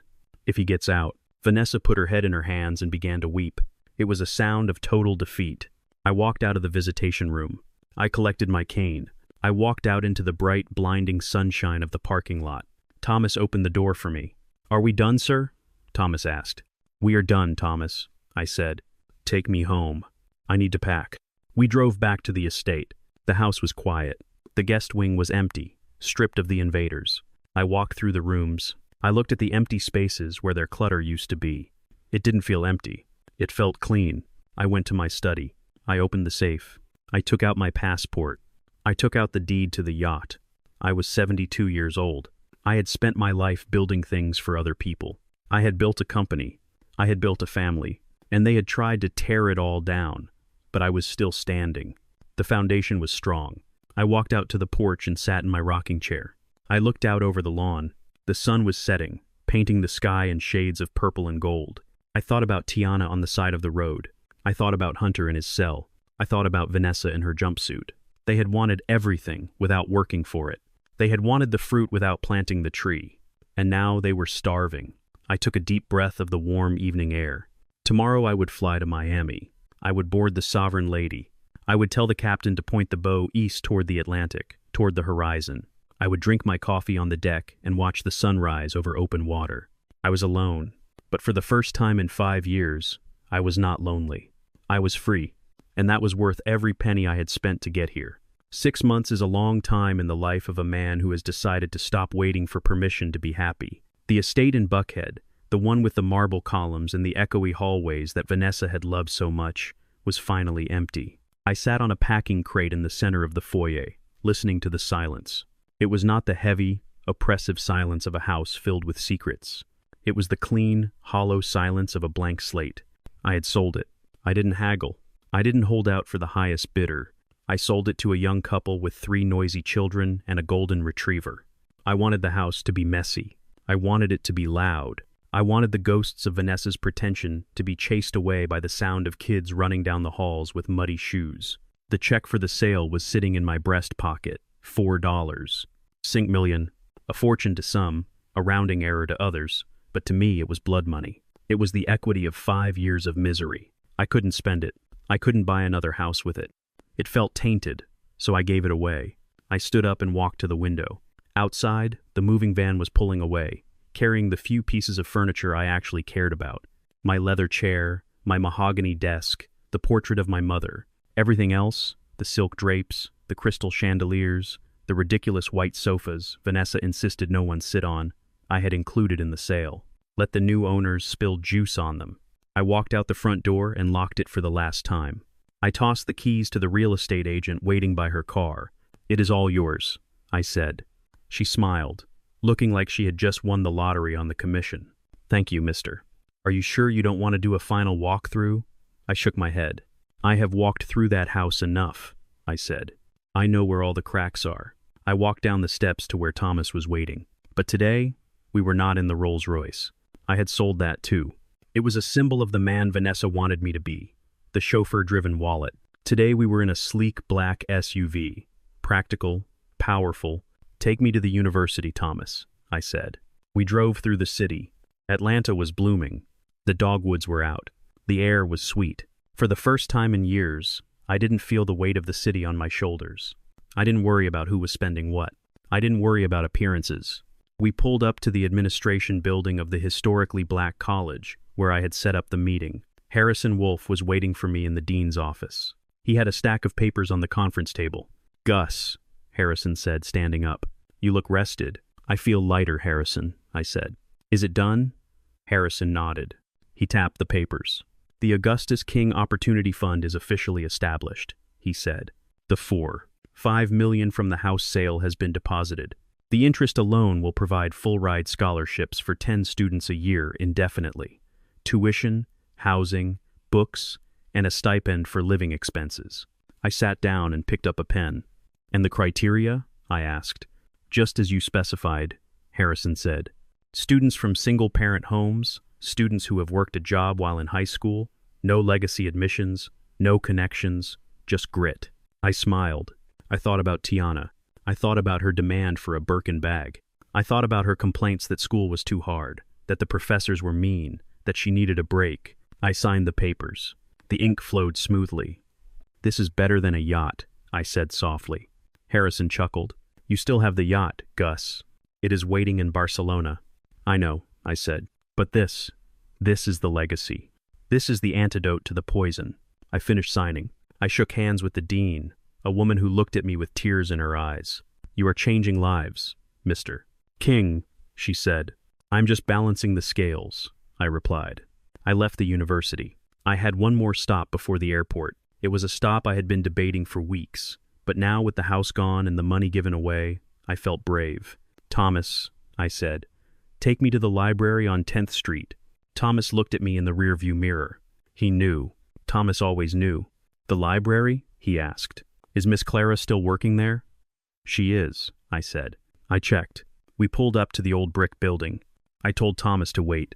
I grabbed my cane and walked up the steps. The library smelled of old paper and quiet dignity. I walked past the rows of computers, past the students, studying to the reference desk in the back. She was there, Clara. She was 68 years old now. Her hair was silver, braided into a crown around her head. She was wearing a cardigan and reading glasses on a chain. She was stamping books with a rhythmic, peaceful thud. I had known Clara 30 years ago.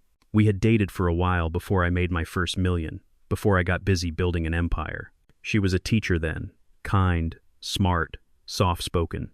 She had loved me when I had nothing, but I was ambitious. I wanted a trophy wife. I wanted someone who looked good on a magazine cover. I wanted a Vanessa. So, I drifted away. I let the good thing go because I was chasing the shiny thing. I stood in front of her desk. I cleared my throat. Clara looked up. Her eyes, warm and brown, widened behind her glasses. She froze. "Gus," she whispered. "Augustus King." "Hello, Clara," I said. I took off my hat. She stood up slowly. She walked around the desk. She looked at me, really looked at me, scanning my face for the years we had missed. "It has been a long time," she said. "I saw you in the papers, the scandal, the trial. I am so sorry, Gus." I waved my hand. "Don't be," I said. "It was a hard lesson, but I learned it." She smiled. It was the same smile I remembered. No guile, no calculation, just warmth. "You look good, Gus," she said. "You look free." "I am," I said. "I sold the house, Clara. I gave the money to the school. I am leaving today." "Leaving?" she asked. "Where?" "Everywhere," I said. "Europe, Asia, Africa. I am going to see the world I was too busy working to look at." She nodded. "That sounds wonderful. You deserve it." I hesitated. My heart was thumping in my chest like a teenage boy's. "I came to say goodbye," I said. "But I also came to say, I am sorry, for back then, I was a fool. I traded a diamond for a rhinestone because the rhinestone sparkled more."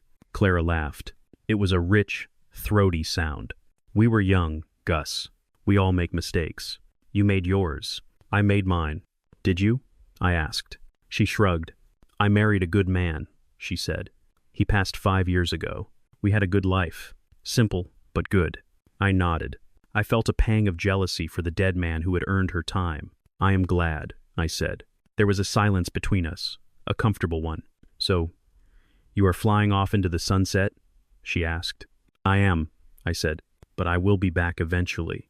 She looked at me, her eyes crinkled at the corners. "If you do come back, Gus," she said, "you know where to find me. I'm always here on Tuesdays and Thursdays, and I make a very good peach cobbler." I smiled, a real smile. "I remember," I said. "It was the best I ever had." I reached out and took her hand. It was warm. It was real. "May I write to you?" I asked. "From the road? I might see some things worth sharing." Clara squeezed my hand. "I would like that, Gus. I would like that very much." I let her hand go. I put my hat back on. "Goodbye, Clara. Safe travels, Gus." I walked out of the library. I felt like I was floating. I hadn't promised her anything. She hadn't promised me anything. But the door was open. And for the first time in 5 years, I was walking toward a door that wasn't a trap. I got back into the SUV. "To the airport, Thomas," I said, "and step on it. I don't want to miss the flight." We drove to the private airfield. My jet was waiting. It wasn't a massive corporate plane. It was a smaller, long-range Gulfstream. Efficient. Fast. I walked up the stairs. The stewardess took my coat. I sat in the window seat. I watched Atlanta shrink beneath me as we took off. I watched the sprawling suburbs where Vanessa was currently sitting in a jail cell waiting for her arraignment. I watched the highways where Tiana was picking up trash. I watched the federal penitentiary where Hunter was learning that his finance degree didn't matter on the cell block. I felt a profound sense of detachment. They were small now, tiny specks in the rearview mirror of my life. They had tried to consume me. They had tried to eat me alive, but they had choked. I ordered a glass of champagne, real champagne, not the overpriced swill Tiana used to order to show off. I took a sip. I opened my journal. I uncapped my pen. I had a lot to write. I had a lot to see. I was Augustus King. I was 72 years old, and my life was just beginning. I looked out at the clouds. They were white and clean. The parasites were gone. The host had survived. And the host was going to have a hell of a good time. Sitting here, on the teak deck of the Sovereign Lady, with the salt air filling my lungs and the endless blue of the Mediterranean stretching out before me, I finally understand the true value of silence. For 5 years, my life was filled with noise. The noise of demands, the noise of complaints, the noise of ungrateful people filling my home with their clutter and their chaos. I thought that noise was the sound of a family living. I thought that the constant friction was just the price a man pays for not being alone in his twilight years. I was wrong. That noise was the sound of termites chewing through the foundation of my life. It is strange how clarity comes to you when you stop writing checks. When the money stopped flowing, the fog lifted. I looked at Vanessa, and I did not see a wife. I saw a bill collector. I looked at Tiana, and I did not see a daughter. I saw a parasite. I looked at Hunter, and I did not see a son. I saw a thief. It hurts to admit that. It hurts to admit that I, A man who built a logistics empire from a single truck, a man who can spot a bad contract from a mile away, was swindled by the oldest con in the book. I wanted to be loved so badly that I paid for the performance. But here in the quiet of the ocean, I have realized something profound. Money cannot buy you a family. You cannot purchase loyalty. You cannot finance respect. If you have to pay for it, then it is not love. It is a service. And, like any service, if you stop paying, the provider stops caring. I spent millions trying to build a home with people who only saw me as a landlord. I tried to build a legacy with people who only wanted an inheritance. However, money does have a purpose. It cannot buy a family, but it can buy you the freedom to escape a fake one. It can buy you the distance you need to heal. It can buy you a boat that sails away from the wreckage. It can buy you the power to protect yourself when the people you trusted try to destroy you. I think about the scholarship fund I started. I think about the young men and women who will go to college next year because I sold that mausoleum of a house. I do not know their names yet. I may never meet them, but they are more my children than Tiana ever was. They will work hard. They will struggle, and when they succeed, it will be because someone gave them a hand up, not a handout. That is a legacy. That is immortality. I think about Clara back in Atlanta stamping books in the quiet library. She does not care about my yacht. She does not care about my bank account. She cares about who I am. She remembers the Gus who drove the truck, not the Gus who signs the wire transfers. I will write to her tonight. I will tell her about the color of the water. I will tell her that for the first time in a long time, I am not tired. I am just resting. People often ask me if I regret what I did. Do I regret cutting them off? Do I regret putting them in jail? Do I regret destroying the lives they thought they were entitled to? No, I do not. Because I did not destroy their lives. I gave them back the lives they earned. I gave Vanessa the consequences of her greed. I gave Hunter the consequences of his arrogance. I gave Tiana the consequences of her entitlement. I returned them to the starting line. What they do from there is up to them. I am 72 years old. Some might say my life is nearing its end. But sitting here watching the sun dip below the horizon, I feel like I am just getting started. I have reclaimed my name. I have reclaimed my dignity. I have reclaimed my peace. I look at the empty chair beside me. It is not lonely. It is open. It is waiting for someone worthy to sit in it. Or it is waiting to remain empty because solitude is better than toxic company. I pick up my pen and open my journal. I have one last entry to make before I close the book on Atlanta forever. I want to leave a record. Not for a judge, not for a jury, but for anyone out there who feels like they are being used. For anyone who feels like they have to buy their place in the world. They thought my silence was weakness and my generosity was stupidity. But they forgot that the hand that feeds you is also the hand that can starve you. I spent a lifetime building my empire with honor.